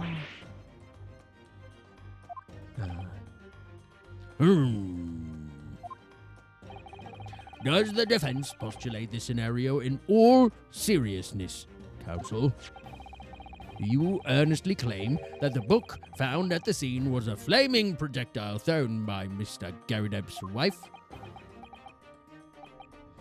I believe it's a possibility, my lord. Oh my god, oh my god, it's possible. That's quite enough. Who's saying that? Is it Mrs. Garrideb? There we go. Well, I hope that everyone can see you for what you are now. Oh, we got another Jim Jams. Take a shot, everyone. Gotta take a shot. You little foreign trickster. You call yourself a lawyer, but you're just a coward. A mean coward. Really? Really? You accuse me of being a coward? Tut. Claiming that our little tip set the whole neighborhood to light, honestly. Implying that I'm merely posing as a maid for appearance's sake. How could you? Oh! It has nothing to do with this beastly case. Not any of it. All you've done is sully our family's name. No, I assure you that was never my intention. Dragging up an outstanding citizen's name through the mud simply to divert attention from your failing defense. I should box your ears. That's what I should do. It's utterly unforgivable. Too right. Here we go. How long have we sat here now, listening to this Nippenny, we got another Jim Jams. Nippenny spouting out his fancy foreign theories? But think about it. At the end of the day, the only person who could possibly have stabbed the victim is that little hunchback with the moustache, and he ran away from the scene too. I do declare you are right. It's true. Yes. What did I tell you? Makes sense to me. Sorry. What's that? It would appear that the ladies and gentlemen of the jury are once again in full agreement. What is your position, Lord Van Zeeks? In truth, my lord, I feel these have been unnecessarily protected proceedings. But then, one must always exercise patience in order to savor the best vintage. No, wait. The mystery of the fourth book still hasn't... I think this is highly inappropriate in a courtroom, Mr. Van Zeeks. You know, like your pretty privilege allows you to do all kinds of weird shit. If books are your predilection, my learned friend, study them on your own time. Legs. Jeez. What? No, forgive the discourtesy. What? No, forgive the discourtesy this time. Yeah. In that case, ladies and gentlemen of the jury, you will now state your individual decisions regarding the defendant's culpability for the court to hear. Guilty! No. Guilty! Guilty! Guilty. Oh, that's what he said. Guilty. Yeah, that's not good. So we have to do another summation examination then, don't we? Because this ain't it. This ain't it. Thank you for that ambiguous response. It's twice now. Don't give up, Ryunosuke. Is that Susato? Mr. Naruhodo, don't give up. Miss Susato. Have you forgotten? The battle isn't over yet. You're not suggesting. Of course. The defense has the right to another summation examination at this point. You could still convince the jurors to change their minds. You have one more chance. That's right. We are Mikoto back. That's right, very weird creature. My lord. The defense asks to exercise its right to a summation examination. You believe you still have tricked up your sleeve? I don't intend to trick anybody. I am an honest lawyer, Baroque Van Zeeks. Or Elmo, as you shall be known henceforth. You just like lies. Exactly. I intend to uncover the truth. This is no time to be downcast. As long as there's a chance, I have to stay strong and determined. That's right. We're here to summation examine. To be continued? Well, yeah, to be continued like right now. Save my current progress. Yes, we shall save our current progress.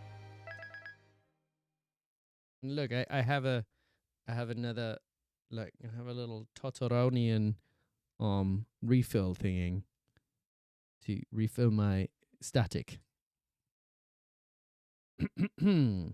Ha ha ha ha. I haven't even done a vocal warm-up. Ha ha ha ha. But it's fine, 'cause I'm not even speaking so loud. Ha ha ha ha. It's Totoroonian. That's right. I don't know if I've even really ever talked about this, but I was in the stage premiere of Totoro in the West End. I don't know if people know that. My Neighbor Totoro. I did that for a year in London. Oh, wait, not the West End. The Barbican. Anyway, I did that. Yes, I did that. So this was actually a Secret Santa gift from the last time I was in that.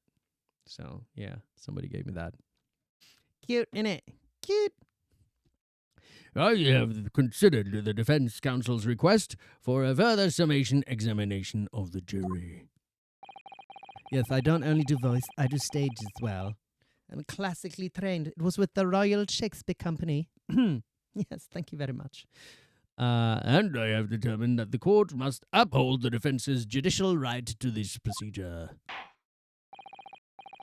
So, counsel, you will now proceed with your second summation examination. I presume the jury is ready, Mr. Foreman? We are, my lord. Very good. In that case, I must ask each of you now to state clearly and concisely for the court the grounds on which you find the defendant guilty of this crime.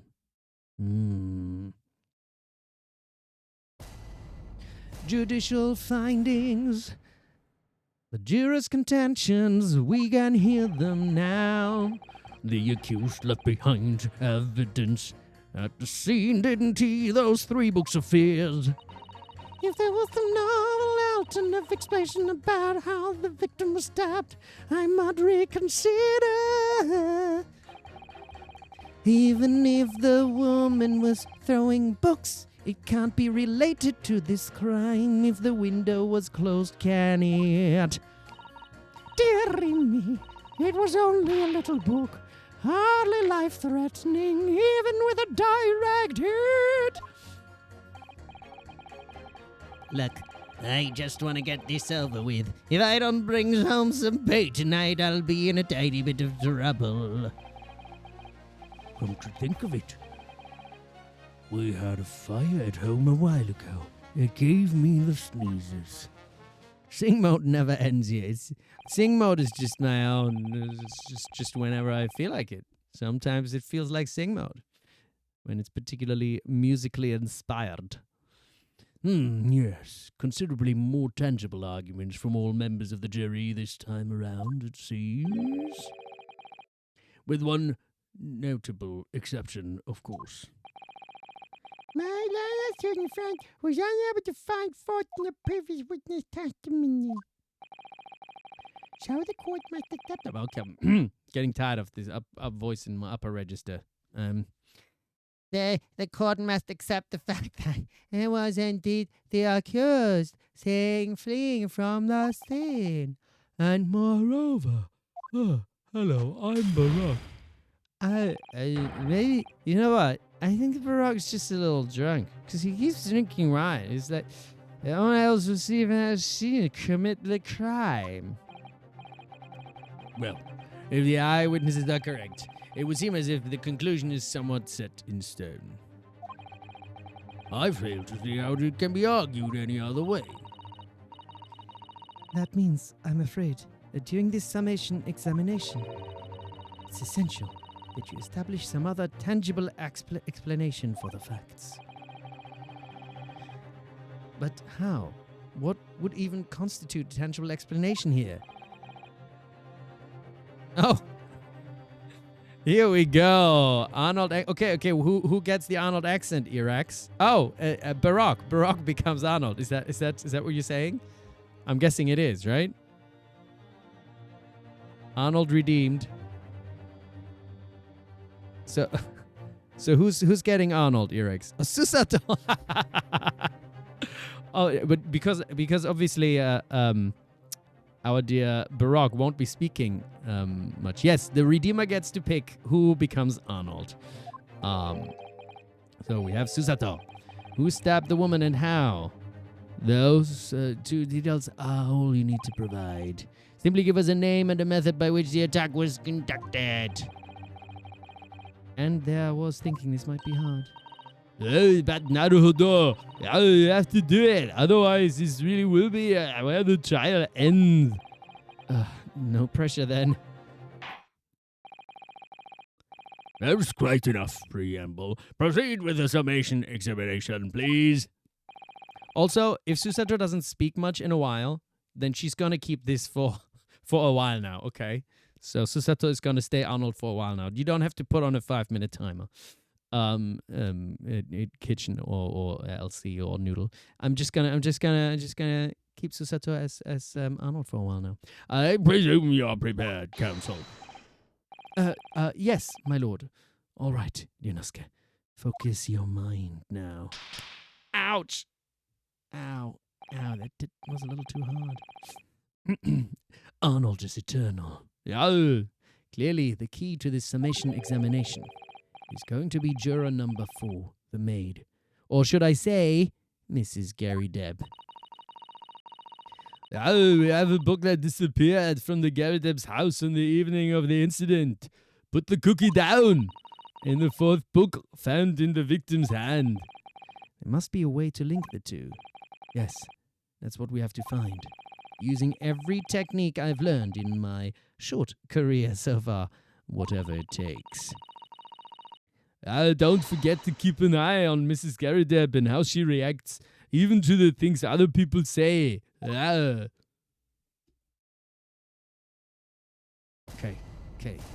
Jury examination? Is that what it said?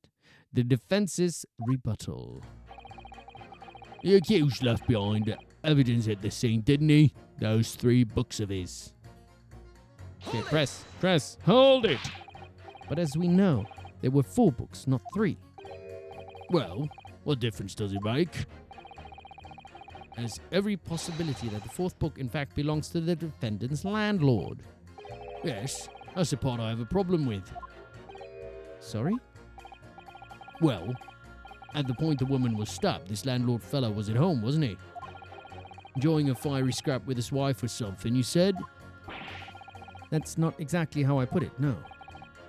Well, anyway, the point is the fellow and his wife were somewhere else when it happened. I think that's what you call a strong alibi. So, it couldn't have been the landlord who did it, which only leaves an Ebenezer fella. Honestly, I can't see what all this palaver's about. It's a done deal, isn't it? I suppose it is, since I've nothing witty left to say. Okay. If there was some... Novel alternative explanation. Okay. She might reconsider. Okay. So, you might be willing to change your decision, you mean? Oh my, such a delight on your face, but I'm afraid I shan't be swayed by emotion. Despite what you may think of me, I'm a very modern, metropolitan, and rational woman. That's, great. If one reads the morning papers, it's all forgotten by tea time, isn't it? So why read them in the first place? You see, modern, metropolitan, and rational thinking, wouldn't you say? And not at all extreme. As I see it, an overwhelmingly suspicious Japanese man hath been implicated by overwhelmingly strong testimony. So despite 1 or 2 minor puzzlements, I do declare that the man is overwhelmingly guilty. Modern, metropolitan, and rational logic, wouldn't you say? Overwhelmingly.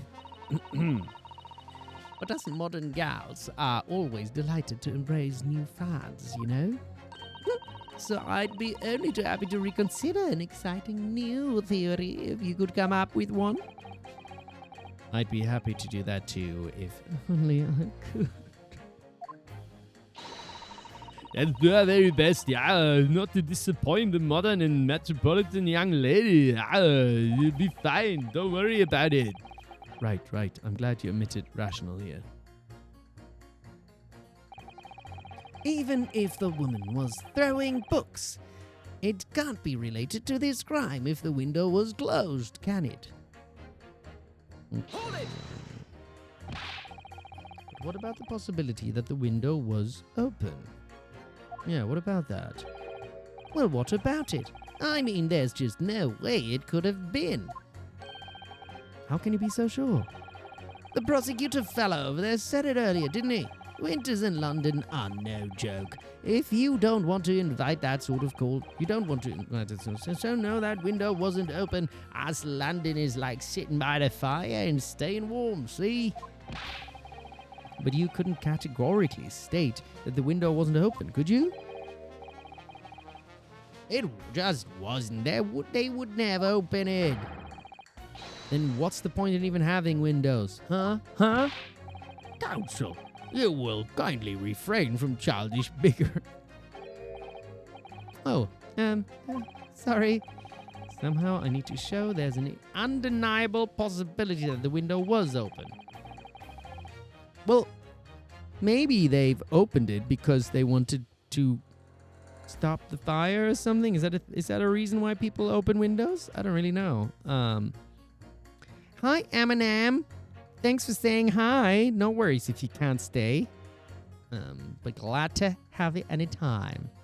This young man isn't going to budge otherwise. Okay. Right. You open the window to let the smoke out. That kind of makes sense. Well, would it feed the fire? But, I mean, I feel like if there's fire inside, you should open the window to let the smoke out, right? You're not going to suffocate the fire by closing the doors. I don't think it works like that, right? Dearie me, it was only a little book. Hardly life-threatening. Okay. But the little book was on fire at the time, was it not? With flames of love, I'll have you know. There's really no such thing as a loving incendiary bomb. Well, he brought it upon himself. It's playing with fire to betray a fire love. Isn't it? Well, don't you agree? Oh, well, any kind of betrayal is certainly a bad thing, yes. But I think the argument might have arisen out of your misunderstanding, Miss Garrydeb. Never you mind that. The point is we were just having a jovial little dispute, nothing more. And I won't have any more of these suggestions that it was anything whatsoever to do with this crime. Right, well, we'll see about that. But what about juror number 5? Why does she keep trying to hit him? He doesn't seem to be turning a hair at Mrs. Garrydeb's relentless onslaughts. Indeed. He's almost as though he's used to it. Yeah, what a gentle soul he is. So gentle. I hope he doesn't get hit by his wife at home. That would make me sad. Hold it! You just want to get this over with. How can you sit there and say something like that? A man's future is at stake here. Well, him and me both then, like I said before. What? I told you already, I'm a day labourer, ain't it? If I don't bring home some readies with me tonight, you'll find me floating face down in the Thames tomorrow morning. What? You heard me. My missus isn't one to mess about, you know. She can be fierce, believe you me. Oh, yeah, so he has some domestic violence at home. Oh, fucking hell, man. Another shining example of marital bliss, then. Situation like this cropped up the other day. Well, it was, do you know, it's funny, but I can't quite remember. Sorry? It was too frightening. That's the thing.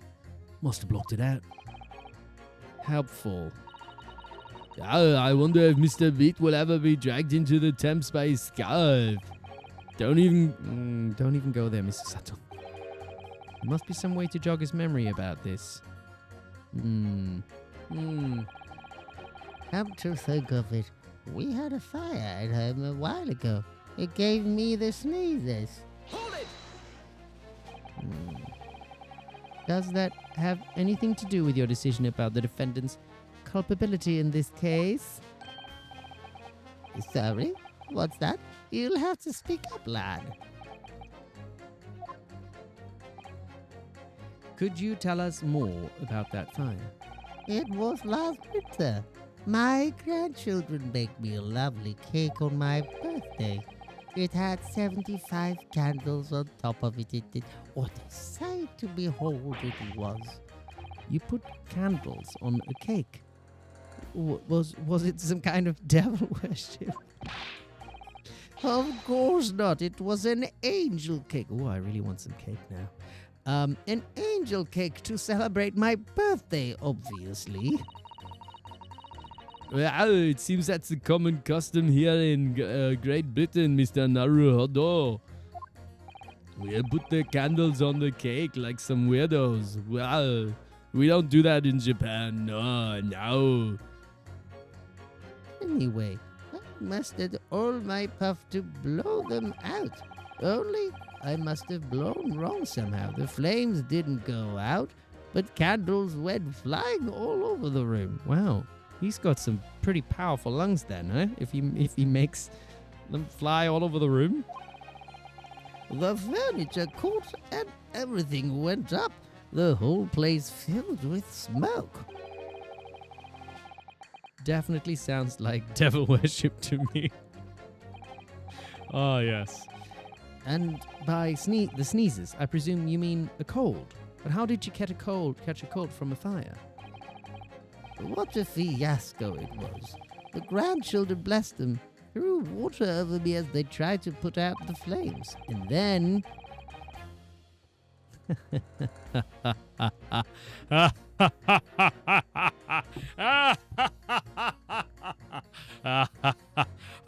Didn't I say? Didn't I say? Didn't I say we opened the goddamn window to let the smoke out? Huh? Huh? We had to open all the windows to clear it. Yes. The windows. Mwah, ha, ha, ha, ha, ha, ha, ha, ha. The biting winter air rushed over me like the devil dancing on my grave, it did. The windows. I caught a terrible cold from it. Wait, did Mr. Garritup also have a cold? It put me in hospital for a while. I won't forget that birthday in a hurry. I knew it was devil worship all along, but something about this old man's story is playing on my mind for some reason. Yes. Yes. Yeah, we need to demonstrate who, apart from Mr. Natsume, could have attacked the young woman on the street, as well as how he or she could have done it. Yeah. Yes, but once again, the jurors' statements are full of personal prejudice. A lot of them seem convinced they're right, even in the face of logical arguments to the contrary. I think you're going to need to pit them against each other. Excuse me. Arnold had a little burp there. Or Susato Arnold. Sorry. I got to force them to accept an alternative explanation. Yes. Sorry about that. It just happens. Lots of drinking, lots of talking. I don't necessarily need to find contradictions between the assertions. Just a connection might do the trick. Too full of cordial, indeed. All right, I'll see what I can do. If anything stands out, I'll go in for a strike. That's the spirit. Yeah, you can do it. I believe in you. All right. So, novel about how the victim. So, who was the other one who talked about the window? Can't be religious crime if the window was closed. There we go. That's who we pit. We pit these two against each other. These two jurors' statements clearly, well, I mean, I wouldn't say they clearly contradict one another, but there's some evidence in one that is, well, anyway. How exactly, Counsel? Oh, don't point at me again. I told you it wasn't me. Huh? Oh, what's that you say? Speak up, lad.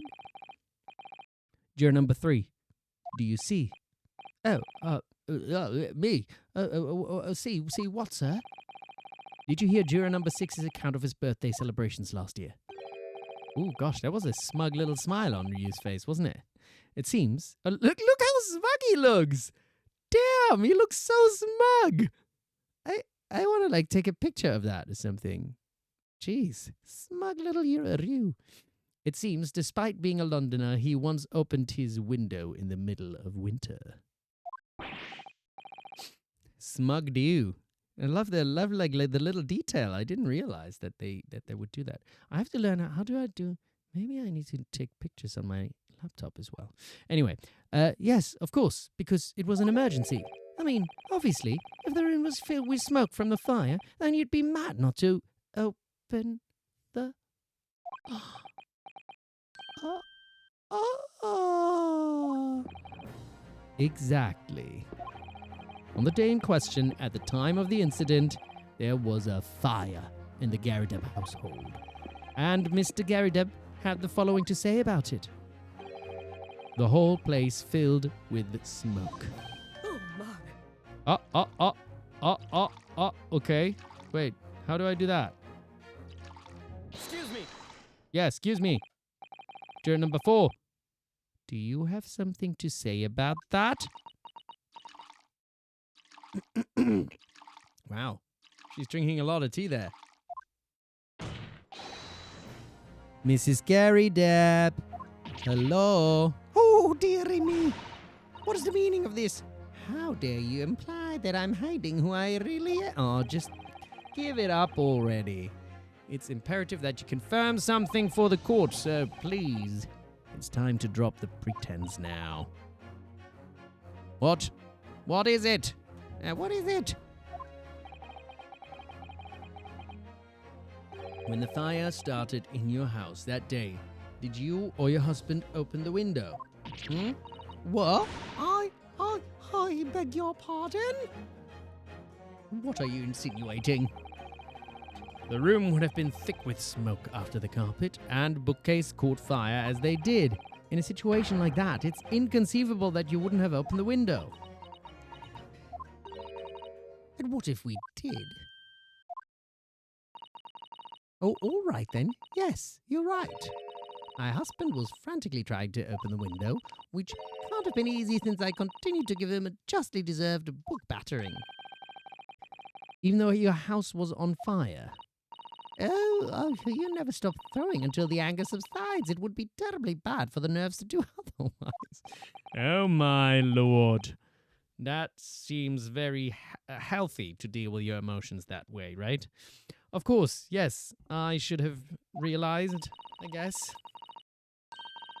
Oh, that's a significant step forward, Mr. Naruhodo. You've managed to establish that the window was open. We simply must have that added to Mrs. Garideb's formal statement. I'm so happy. Now you mentioned it, yes. The window was open at the time. I'd clean forgotten, but it's true. Oh, wait. Wait, what just happened? Didn't I... Wait, what just happened? I mean, I've pitted them against each other, but what else? We simply must have that. So how can I get that added? I'm confused. I've just pitted them against each other, but the pitting has not finished. Do I have to do it again? Because it hasn't changed it. No, you mentioned it. Yes, the window was open. But it's... Oh, okay. So maybe those are the ones I have to pit against each other. Isn't that right? Okay, so I'll pit those two against each other then. The window could have been open. There we go. That's what we need to do. Yes. Now they clearly contradict each other. Yes, exactly. Hold it. I'm sorry, but as foreman of the jury, I have to object. That's complete nonsense. What? I'm a banker, don't forget. An educated man. And there's no contradiction as far as I can see. What? Quite so, Mr. What? Are you kidding me? Wait, what? I thought there was a pretty clear contradiction to me. What?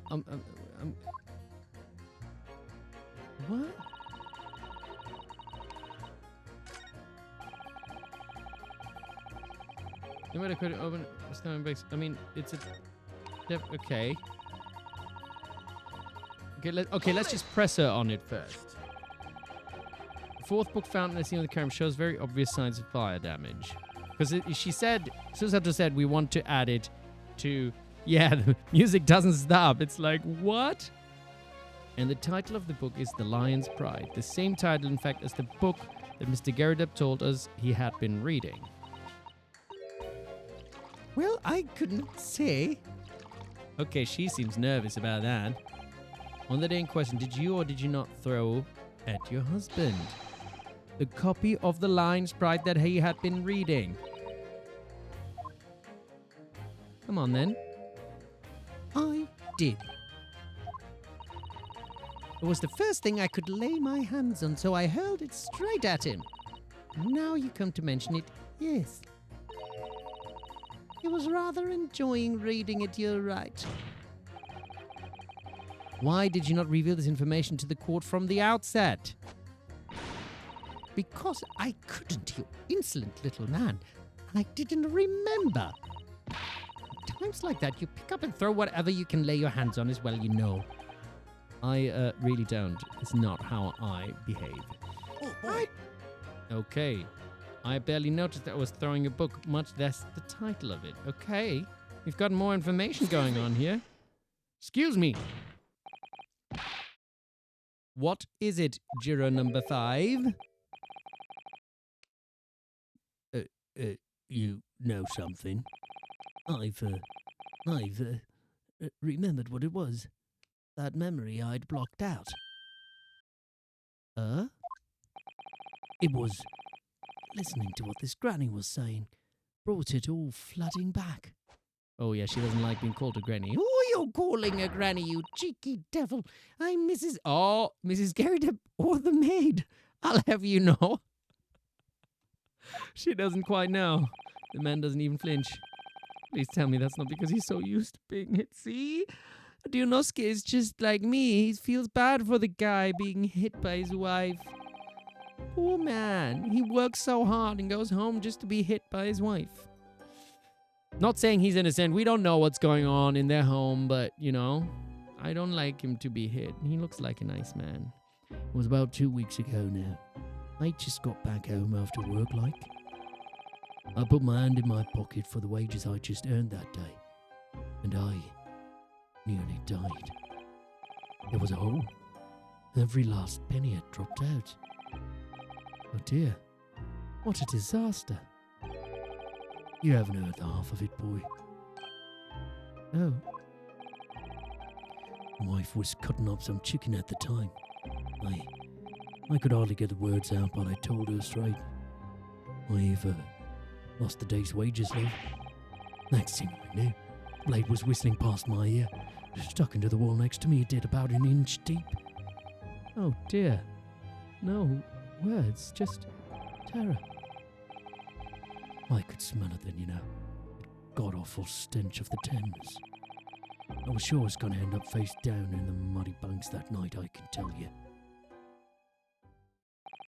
Now, that's a real disaster, ain't it?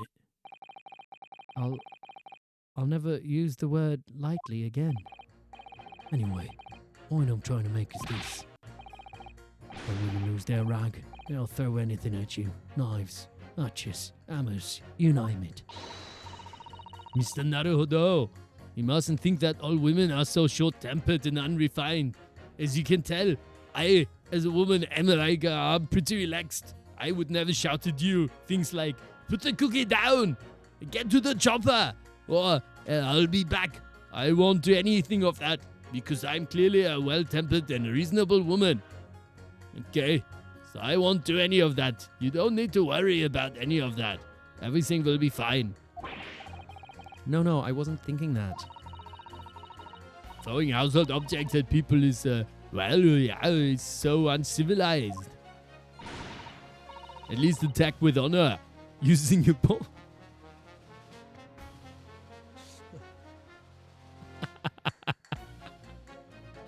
Oh, damn, Susato. What? Attack? Who are you gonna attack? Nah, never mind. Anyway, this man's words. Yeah, I actually forgot also Susato can be a little violent, right? She has thrown me to the ground multiple times. Could be rather significant, I think. All right, we'll come back to the bow and arrow thing later if I dare. Jeez. Man, poor guy. Okay, kitchen. Okay, so a woman rage will Have we already... I'm confused now. Do I press him on this again? Do we need to hear more of this? Your wife really threw a kitchen knife at you? That's right. She was chopping meat with it. Had a tidy edge on it, believe me. Still, it's all memories, isn't it? Started with that smile she threw me when we were courting. And since then, the list of things she's thrown at me has grown along with our relationship. There was a cup, then a glass, then a pot, a kettle. Oh, a pot and a kettle. A chair, a wardrobe, a cooker, a bathtub. Oh, your wife must be even beefier than you. A bath. And things came to a head last week when she threw me right into the Thames. Still, she's not so bad when she's calmed down. She's a little sweetheart, really. Little sweet. I feel like that's someone who's really coping, man. Juror number 5. I'm sorry, but you need to get out of there, man. I'm not happy for you. Jeez, if you want to know what I think this whole idea of ladies first that we're so obsessed with in this country was thought up by some clever lads who'd been tossed in the Thames a few too many times by their wives. That's a very interesting theory. Oh, what a terrible thought. On the face of it, this juror's statement just sounds like a really extreme anecdote. But I think it might turn out to be an extremely powerful weapon. A weapon I might be able to use to make the jurors accept an alternative explanation here. Okay. We got ads incoming, and I've drank so much static. I might go for another wee break, and then we're gonna go on the home stretch. All right. Winter House. Okay. I'm gonna be right back because the ad is gonna be any moment. BRB. So shall end in just a moment. Oh, I think I. Well, that's why. Here we go. I'll be back. I'll be back. I'll be back. All right. Here we are back again. And ad breaks ending in 3, 2, 1. Welcome. My community is back. Everyone's here. Everyone's complete. Right. We can we? I don't know how long any of these cases are, so I'm always curious how far we can make it in every episode. So let's see. Winter House. Okay. You have to open windows to clear the smoke. That's when the chill gets you. Okay. So we've already... Do we press this again? Is this also new? This has also changed. Hold it! Let's just press him on this. Oh, did you change your statement from before? Yes. Well, yes. It was one of my most memorable birthdays, you see. I couldn't let it go unremembered. I'm sure the defendant will be delighted that you're using his trial... Excuse me. To explore your past. Wait, who's still on break? What? Still on break? No, we're back, right? The chat is just kind of delayed. Okay, we should be back. And how is that memory related to this case exactly? Yeah, sorry? What's that? You'll have to speak up, I'm afraid. Never mind. He's as deaf as a post when he wants to be. But actually, this old man's anecdote might just provide the alternative explanation I need to make my point to some of the other jurors. We used to used unlit candles on my birthday this year. It's safer that way. Very good. So the window was open when the Gary Depps were arguing that day. Yes, Mr. Gary Depp. Yes, Mr. Gary Depp has finally admitted to it, which is a very significant victory for the defense. I feel like the fog's starting to clear, and an alternative explanation to this case is starting to show itself. The accused left behind evidence at the scene, didn't he? Those 3 books of his.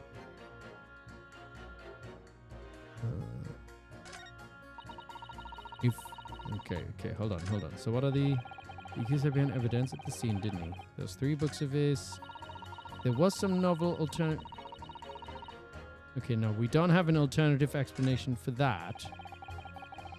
The window could have been open.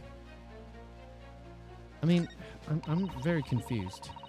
So she says the window was open, but these 2, he didn't allow me to pit them against each other.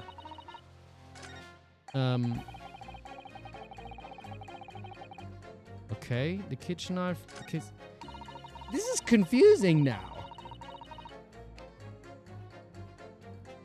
Because everyone's saying it's open, but it doesn't allow me to pit these 2 against each other. You know what? Just in case, I'm going to save. Not that we're just going to guess, but, you know, just in case I screw it up. So he says the window could have been open when the woman was throwing books. I mean, it's definitely a possibility. It's not just a possibility. I think I've pressed on everything now. Other victims that I might reconsider. Have I? Hold it! Let's see. I feel like I've pressed everything. You mean? Okay. Oh my, okay, no. So we did do that already. Oh yeah, she talks about being a very modern woman. We did do all of that.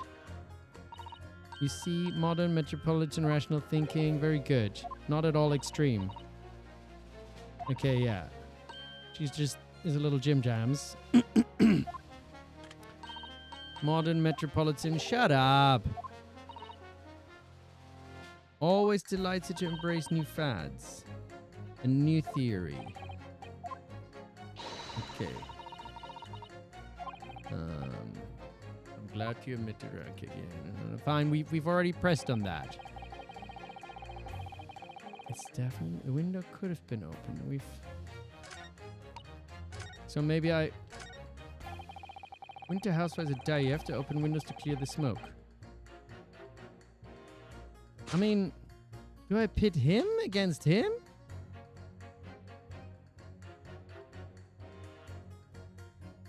Objection! Oh shit! The music didn't stop. Hold it! Yeah, no, that was wrong. Okay, fine, it was wrong. Okay, I screwed it. Yes. I'm listening, okay. No, it's fine. Oh, shit. No, I didn't mean to... God damn it. Okay, now we have to go back to... It's fine. I still got 3 lives. Still got 3 lives. We can do this. No problem. Maybe I didn't press him on... Did I press him on all this all the way? Hold it! Very confused. At the point when the victim was attacked on Briar Road, we know there was a small house fire in the garden on the opposite side of the street. Well, yes, it certainly seems that way. And on the account of smoke, I imagine they would have had the windows wide open in spite of the cold. Yes. We also know that Vinny was throwing flaming books at her husband. Husband who was backed into a corner by the window due to his wife's frenzied attacks. Yes, that's right. So there's definitely a chance that one of the books could have flown past the man and out of the window. Only what? Only I can't really see how it could have gone all the way over to the other side of the road. I don't really see how I can change my decision, really. Oh, I see. That wasn't enough? What is it going to take to persuade these people? Okay, hold on. Books. I mean, so he's saying it can't have been all the way. A woman in rage will hurl almost anything at you. The kitchen knife really brought that home to me.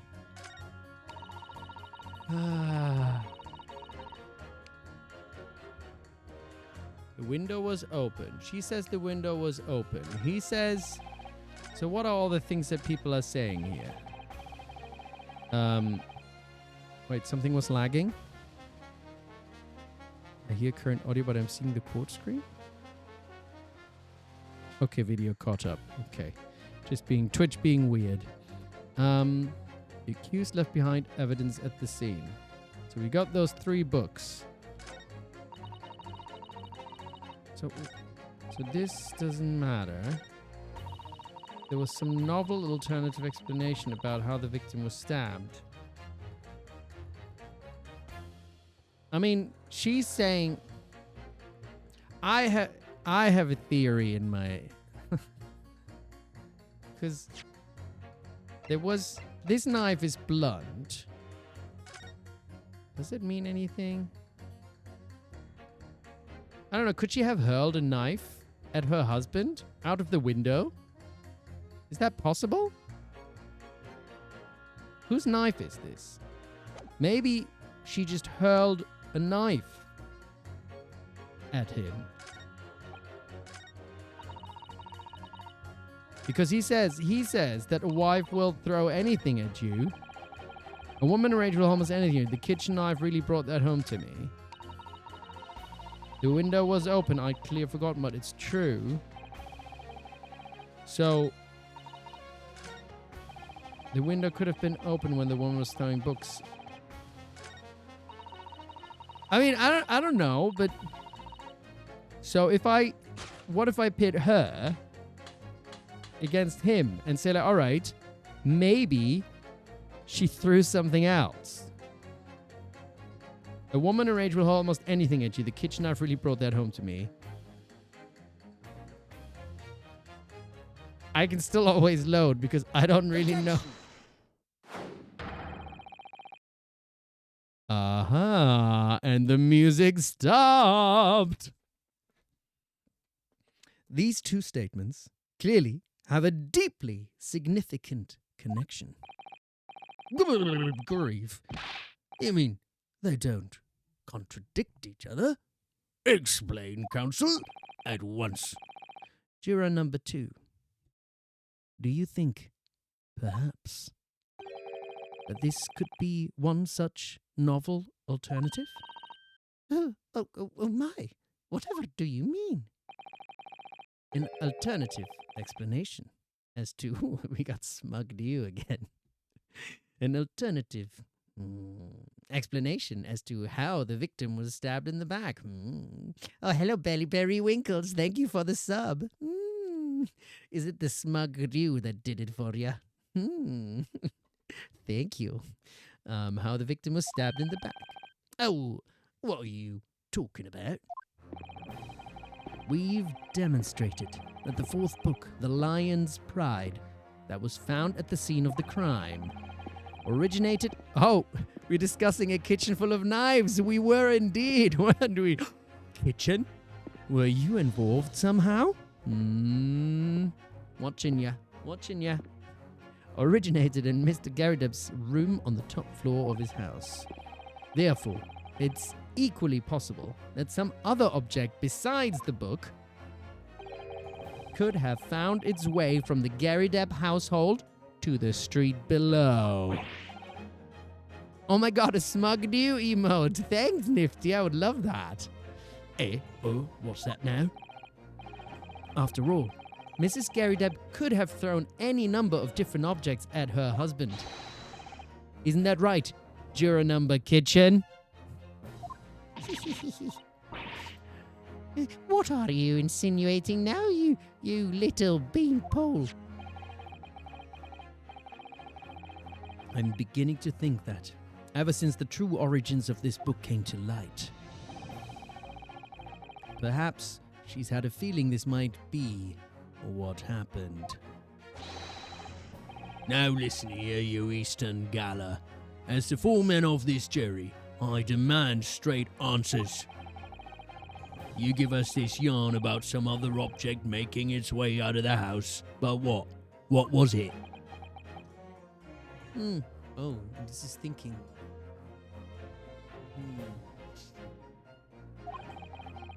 I'm really taking a big gamble here. That was a bold accusation to make, but I haven't any real evidence to back it up. Okay. Wait, maybe... Hold on. I like how I look in this. I wanna. Ah shit! No, I pressed the wrong one. I need to do this. Ah! Just a little partner look here.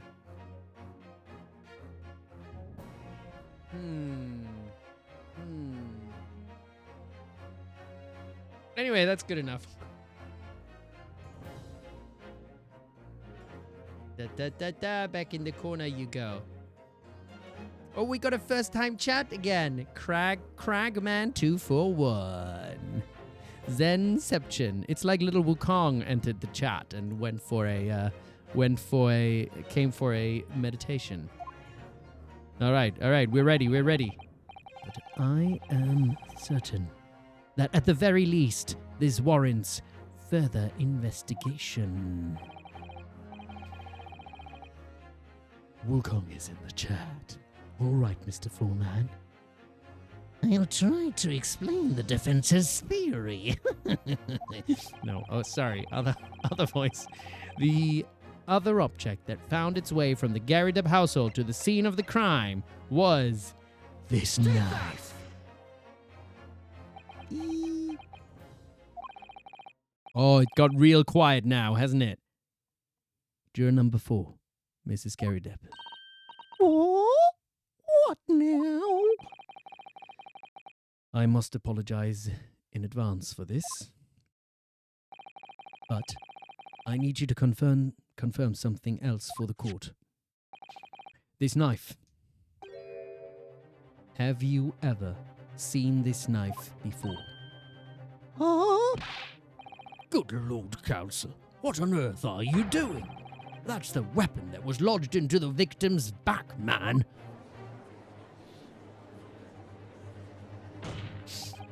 My lord, remember that when the victim was attacked, Mr. and Mrs. Garrideb were in the throes of an argument. Mrs. Garrideb was hurling anything she could at her husband, who'd been backed up against the window, a window that had been opened to clear the smoke, and through which a book sailed to land at the crime scene. You can't seriously believe that the book was found in the victim's grasp. are you saying that it flew out of the window and across the street to land neatly in her hand? Even my missus hasn't got an aim like that. Yes, I admit, there are many details we don't yet understand, but that's the point. That's precisely why. We must not allow this trial to end. Not right now. Oh my.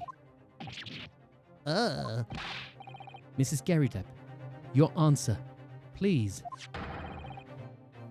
Have you seen this knife before or not? Oh,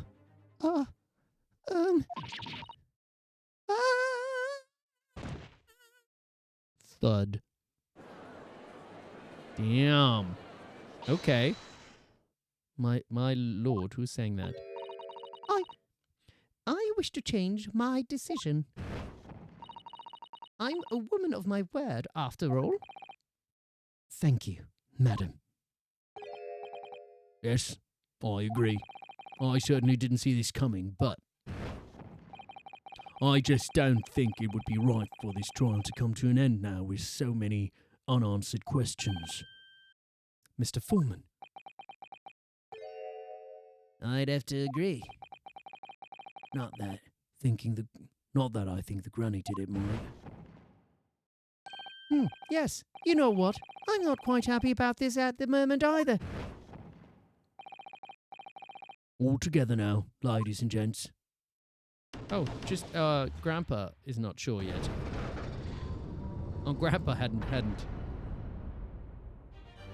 hasn't changed his mind. We did it!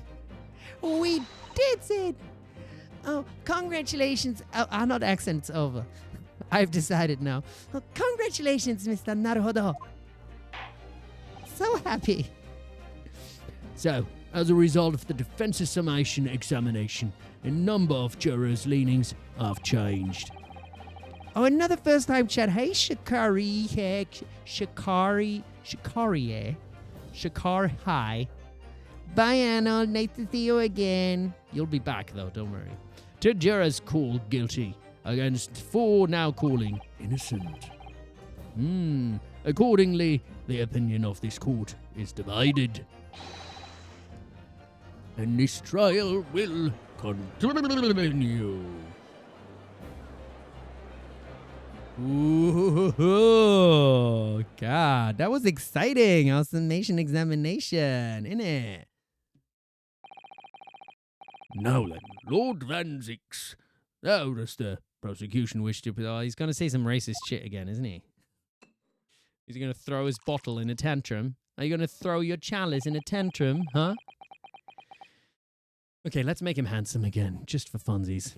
This trial is rapidly descending into a farce. Handsome voice.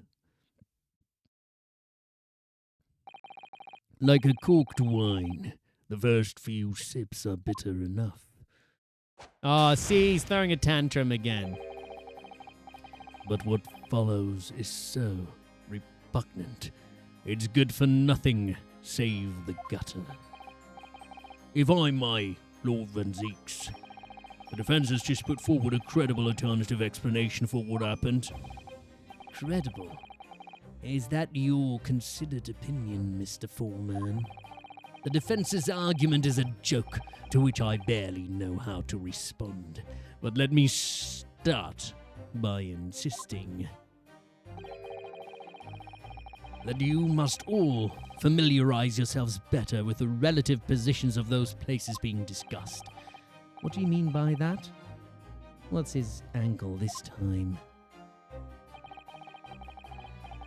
It should already be more than apparent that between the crime scene and the Gary Depp household runs a rather wide street by Briar Road. Which means that the distance from the Gary Depp's house to the scene is some, 15 yards. Yeah, but if you throw it from a house, like on a second floor or something like that, let me see, 15 yards. That's around 14 meters. 14 meters. Oh, I mean, it is a fair distance. That's a pretty wide road, isn't it? And as you ladies and gentlemen of the jury rightly noted as having portentous significance, the fourth book was found in the victim's clutches. In other words, the smouldering book, wantonly hurled by the lady of the house, travelled some 15 yards to land on the opposite side of the road, neatly between the collapsed victim's fingers and thumb. Is that your final conclusion, my learned and deluded friend? I don't like that you call me friend, because I'm not your friend. And did the jackknife follow a near-identical trajectory to plunge into the middle of the victim's back? This fantasy is somewhat stretching the notion of having a bad day for the victim, I think. Even those pathetic serialized detective stories have more believable plots. I'm not your buddy, pal. I'm not your buddy. There's nothing I can say to that. That prosecutor loves the sound of his own voice. Ah, Susato, you're so real. You're so real, man. Miss Susato. Oh, no, she's actually just kind of standing our Herlock Sholmes, isn't she? Serious detective stories are pathetic, are they? So that's the only reason why she's getting angry, isn't it? Dare he? Maybe let's pick our battles here. My lord. Oh no, she's going in, is she? Might I be allowed to speak? As judicial assistant, you may speak for the defense. Yes, go ahead. The prosecution may consider the idea a fantasy, but what the defense has postulated was believable enough to persuade the jury to change its leanings, and as such, the court has a duty to explore this alternative explanation as thoroughly as possible. To that end, juror number 4, Mrs. Joan Garridon, must be called to testify and submit to cross-examination. Yeah. Saints alive. A cross-examination of a juror. Yep. Oh, I thought she was still hiding under the table, actually. Order. Well, this is highly irregular. It is unprecedented for a member of the jury to be summoned to the witness stand. Attention. Oh, more tantrum. This time he throws the bottle. And unnecessary. Lord Van Zyx. There are already witnesses in the stand whose testimony the defense may further cross-examine. If my learned friend's farcical theory has any truth in it, then both a burning book and a jackknife must have flown through the sky before this couple's eyes. And we must assume they would be able to testify accordingly. What say you, witnesses? They might not be able to see that. Yes, sir. Constable Rowley Bede reporting for duty, sir. Well, good morning, officer. Sorry for dozing until now, sir. I haven't slept for a month. An account of a villain who's appeared on my beat, sir. Oh, they are so heroic, these London bobbies. Patricia, my darling, I've been neglecting you, but no more. Oh, Rowley, my hero, you make me swoon. That's not what this is about, is it? Very well. I hereby reject The defense's request? What? Well, that was pretty quick. and order the witnesses in the stand to testify again. Say forthwith before the court any details pertaining to the defense's alternative explanation of events. Yes, sir. Okay.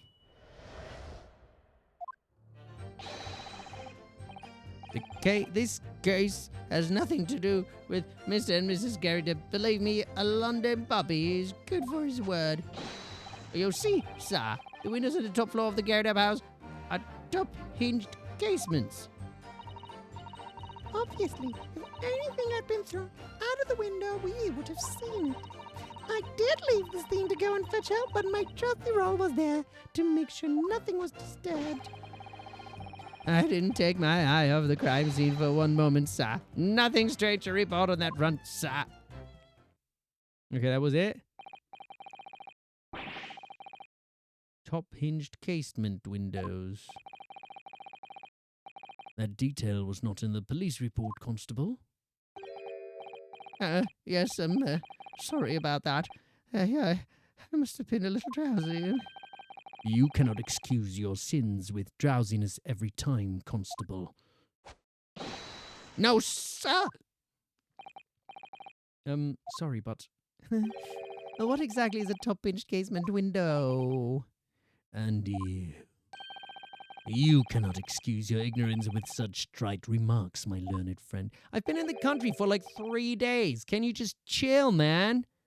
Chill, Barack. Of course, sorry. So polite. So polite. I found it, Mr. Naruhodo. Cast your mind back to the windows in Mr. and Mrs. Garridep's room. All right, I'll try. Ah, I can see it in front of me. So the window opens in order to allow air to circulate inside the house. But as it's a top-hinged casement window, it swings open along the upper edge, you see. I see. I'm glad you've rectified your ignorance. The casement window's most prominent feature is its stay. Metal bar which prevents the window from being opened beyond a certain amount. It prevents it opening? This is all news to me. Absolutely correct, sir. In other words, if a book or knife were to have been thrown through the open window, it would have clattered against the pane and fallen straight down to the pavement below. Okay, yeah, no. So that doesn't seem like it would work, would it? You see the problem then. Good. Your education in Windows is complete. There was never any possibility of either the book or the knife traveling 15 yards over the road. That is, unless the window pane had been shattered, something we've discounted already. That can't be. Damn it. I thought we were on a good track. So I guess we are not nearing the end of it yet, are we? Did you see that, Rolly, that young Japanese man just collapsed in agony. Oh, yeah. Why is he so happy about that? Oh, yes, my darling, I saw it. I saw how he crumbled before me. Oh, Rolly, you're so strong. Why are they so happy about me crumbling? How's this happening? I haven't even started the cross-examination yet, and already my arguments have been destroyed. Counsel, if you could drag yourself upright again, the court awaits your cross-examination. My lord. Oh, good. Another desperate situation.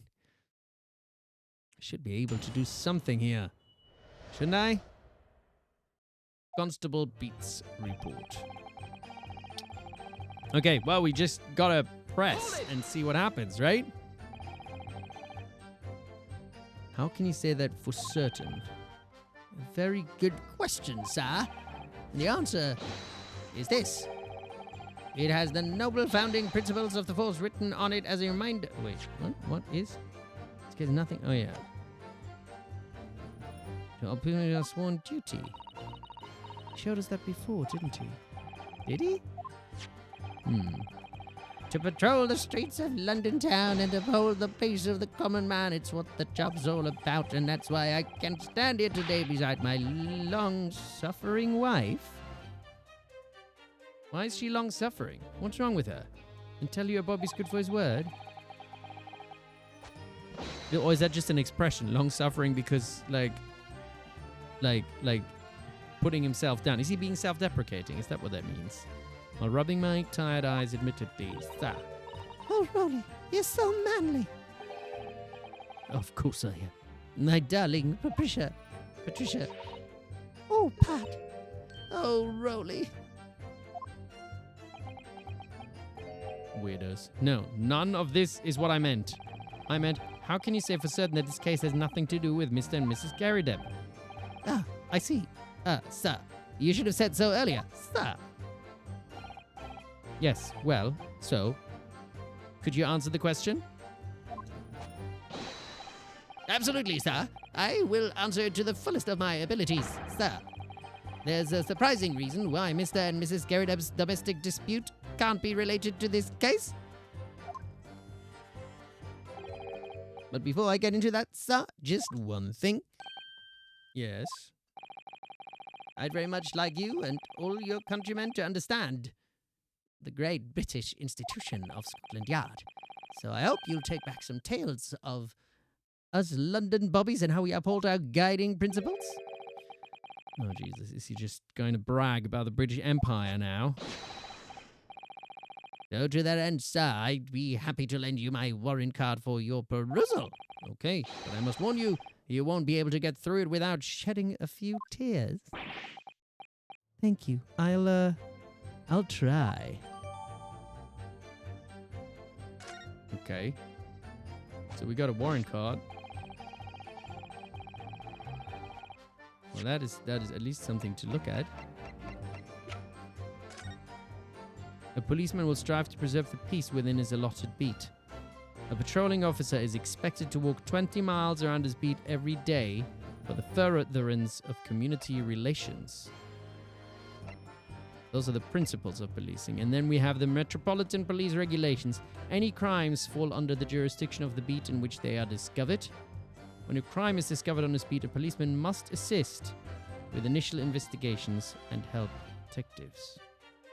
Okay.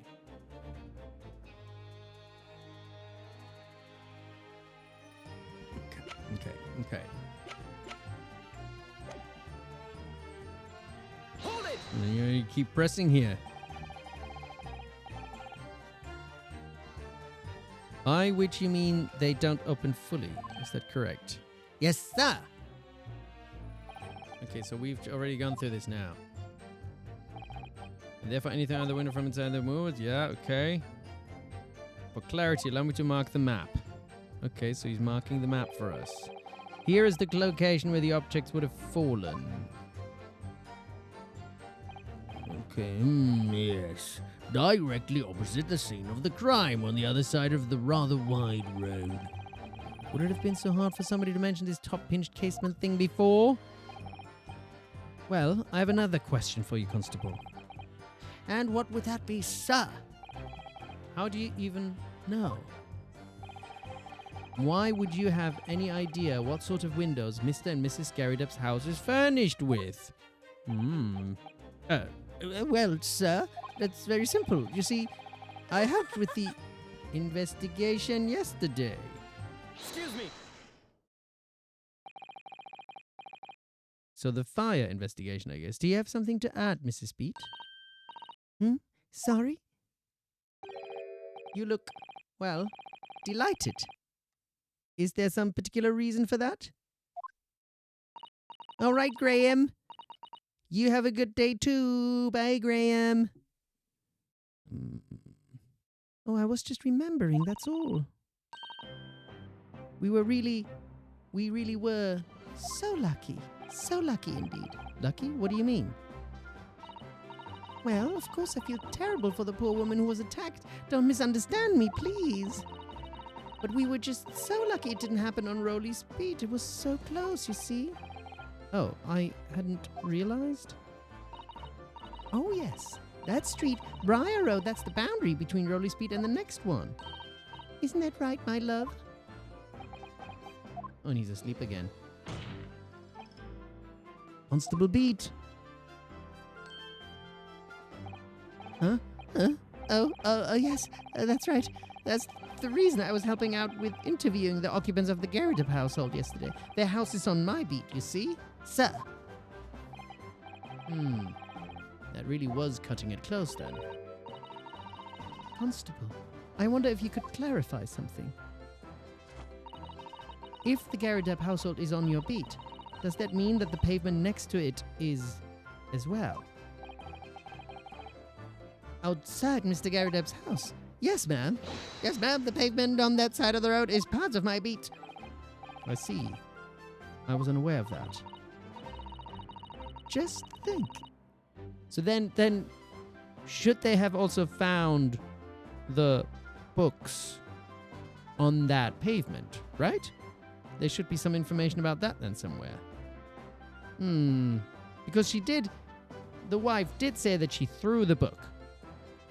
Yet it ended up in the hand of that victim. So then the question is, how did that happen? We would never have been able to go for that meal to celebrate our wedding anniversary. But that's the life of a Bobby after all. Extraordinary people are Bobbies, tirelessly working for the benefit of all Londoners. Do you know what I think? I think it was the good Lord's way of rewarding my Rowley for all his hard work. Don't you think so, my darling? That must be it, Pat. My love, that must be it. I think perhaps we should make sure we have that information officially on record. Leave it to me, Mr. Naruhodo. I'll take care of it immediately. The case's file information has been updated with the court record. And now it's my turn, I think. Obviously. If anything had been thrown out of the window, we would have seen it.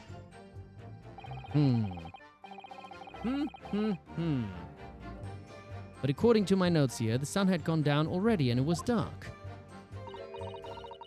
Oh, but Rowley and I were strolling along, gazing at the night sky and looking for a lucky star. Sorry? The star that will guide us to eternal happiness.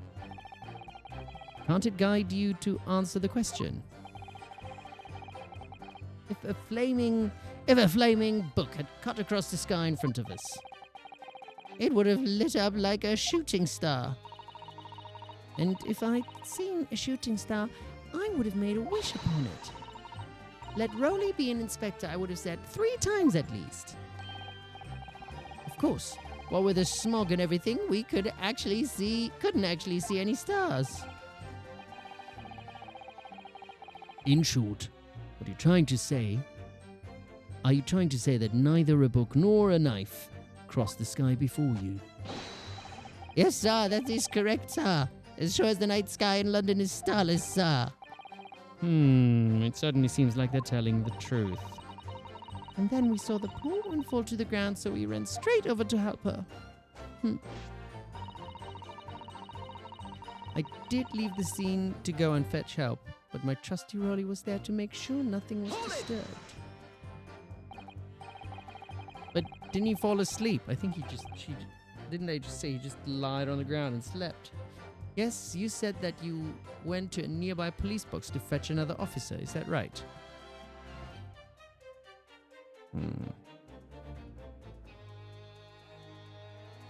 Is the chat kind of like broken on my side?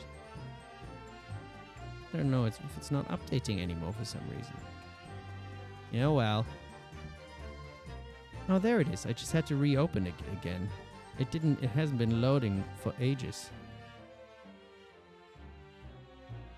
Oh yeah, the chat was all gone. Oh well, we're back. As long as you could still see me, could you? Oh well.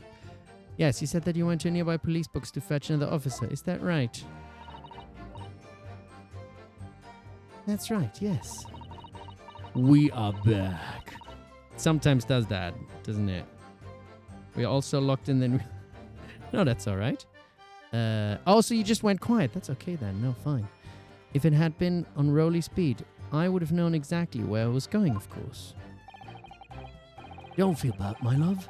You can be expected to know the location of every police box and every beat.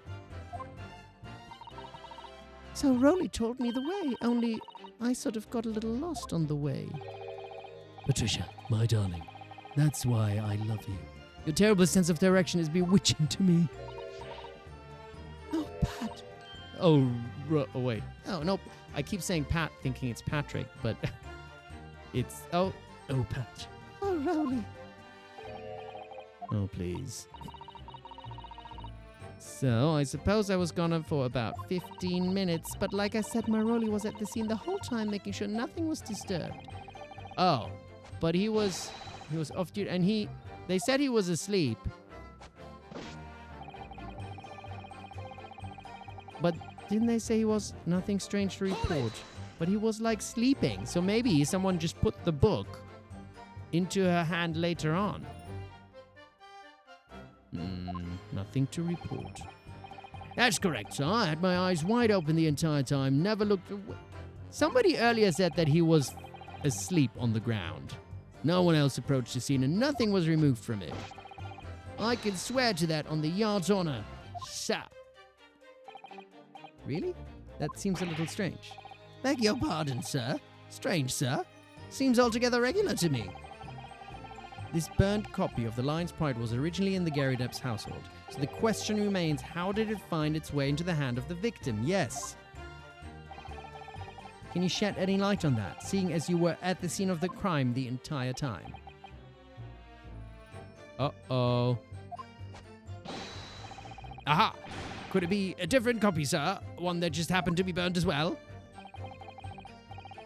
Even if that were possible, why would the victim have been gripping a book like that in her hand? As we can see from this photographic print, she had a bag over her shoulder. Well, sir, that book was in the lady's hand from the moment we arrived at the scene. Is that so?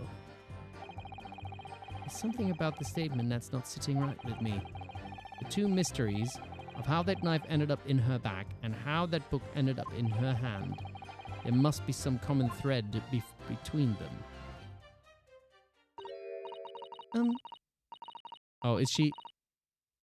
Can I ask you something, please, Mr. Lawyer, sir? She's gonna accuse me again of being mean because I'm questioning her, isn't it? Yes, of course. What is it? You're doubting us, aren't you? I can tell. What? I wasn't really. I mean, oh, what's she doing? Please, just because I'm a woman, it doesn't make my testimony any less valuable. You might just see me as the wife of a policeman, but I'm a woman of my word, I am. I really don't remember ever suggesting that I doubted you. No excuses. I don't want to hear it. My voice will be heard. My lord, you'll let me speak, won't you? Yes, Mrs. Beat, I will allow you to supplement your testimony if you so desire. Sometimes the path of least resistance is the sage one. Yeah, that was a very loud mutter. I heard that. That Japanese man thinks a policeman's wife's word counts for nothing. Well, watch out, sir. I might let you get away with something like that, but my Rolly won't. Duly noted, Mrs. Beat. Please, I humbly ask you to continue. What could she possibly be about to say, I wonder? I know what I saw. My eyes never let me down. My sense of direction is a little off sometimes, though. Hold it! Okay. Sometimes, the judge said, sometimes you just gotta let a girl yap. Mrs. Beat, nobody is questioning what you've told us. I saw what I did that evening. I saw it clearly. That little Eastern man with the whiskers and the funny curved back slinking away from the scene. Ah, she's jim-jamming again, isn't it? Okay. And I know what I didn't see as well. I didn't see any flaming books or knives flying through the sky. All very clear. You also mentioned something about having a poor sense of direction. Oh, yes. Well, That's a little embarrassing, really. I'm always ending up at the wrong place when I've made arrangements to meet Rolly. He gets ever so cross. Excuse me! Excuse me? Are you waking up over there? Constable Beat, is there a problem?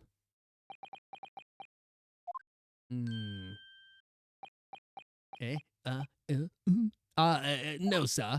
No problem. Did your wife's remark just now bring something to mind, perhaps? Well, in the ways, yes, sir. I was just remembering that the same thing happened that evening is all. You mean Mrs. Beat lost her way on the night of the incident?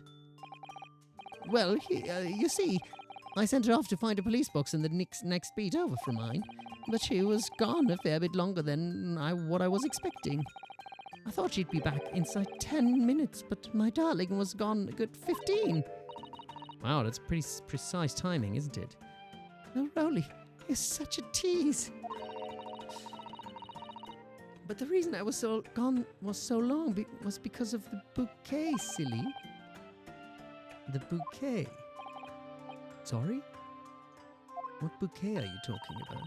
Oh, it was a present for a wedding anniversary. Rolly's so romantic.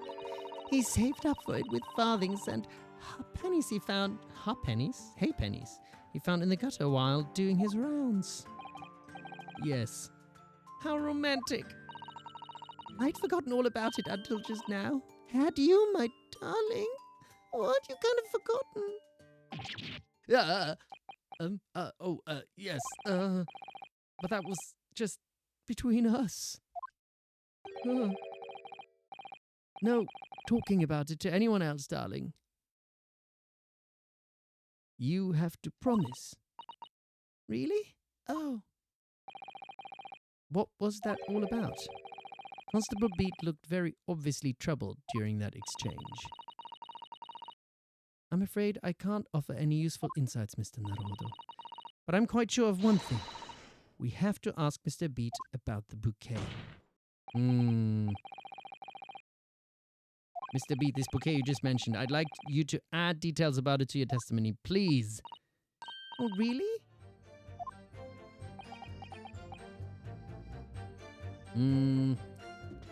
I think I might have to, because I feel like this investigation is going on for a bit longer. Sometimes you're kind of trying to find like a good end to something like that, but I feel like this keeps going. So I think we're gonna save it here, and we're gonna find out more about the bouquet on the next stream. And I think the next stream also is gonna be, it might be, because I'm going to be in LA next week. Very exciting. So I'm actually not gonna be able to stream Great Ace Attorney possibly until the following Sunday.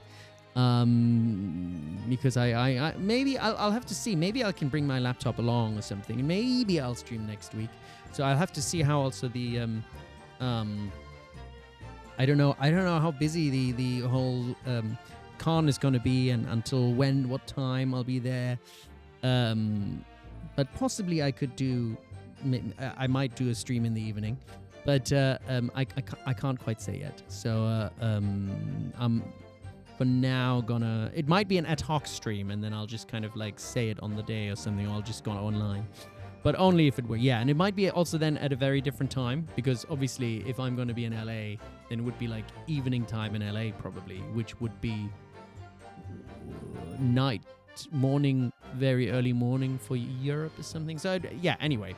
But I'm very excited to go to LA, and I've never been myself. I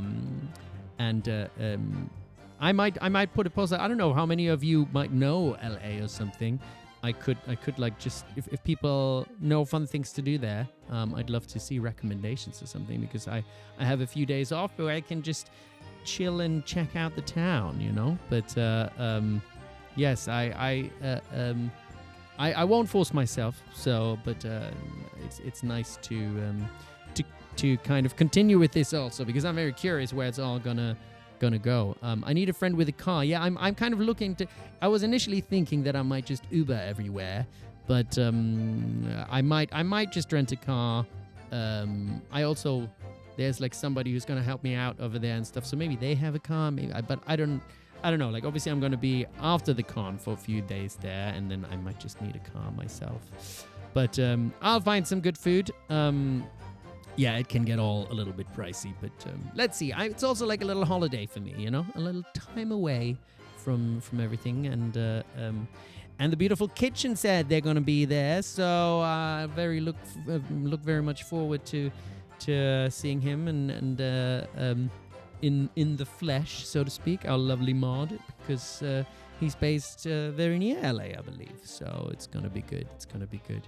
I look forward to it. But I'm flying, I think, on Wednesday, so I think the Wukong Wednesdays is also going to have to be postponed to another time. But let me make myself big as well, and I can just kind of chill next to Barack for a moment and say, hey, Barack, you just stop being racist, okay? Just be nice. Just because I'm Japanese doesn't mean, like I do things bad or wrong or anything like that. But anyway, it will all be good. So lasers for the stream today. Wait, I make myself even bigger. Lasers, and we haven't done balloons today yet, have we? And balloons. And the heart emoji, is it going to work this time? And racism. No more racism. I tried it yesterday and it worked. Maybe I'm just really bad at doing the heart. Come on.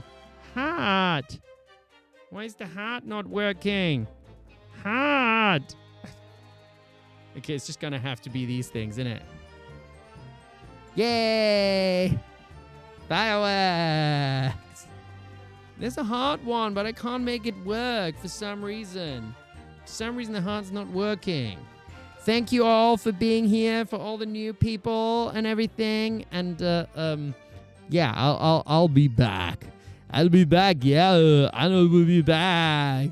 We shall all return. Thank you all, and I will see you all soon. I'm glad you're all enjoying it. And I am too. Oh wait. Oh, actually, wait. Who do we want to raid? Someone? I want to raid. Is there someone I can raid? Is somebody playing Ace Attorney right now or something? Maybe you're all tired, but I'm gonna. Wait, I should have asked for this earlier. I'm gonna look up if anyone's. We didn't look for anyone. Wait, is there an Ace Attorney one? Let me just check if anyone is doing Ace Attorney. Live Ace Attorney. There has to be.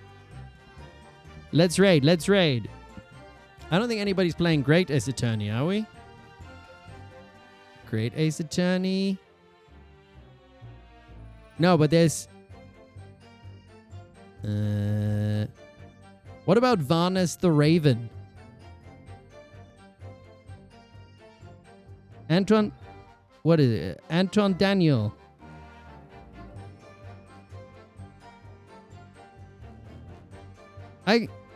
Sending you visit. Which one should I go? Antoine Daniel. Okay, let's go raid Antoine Daniel then. Antoine.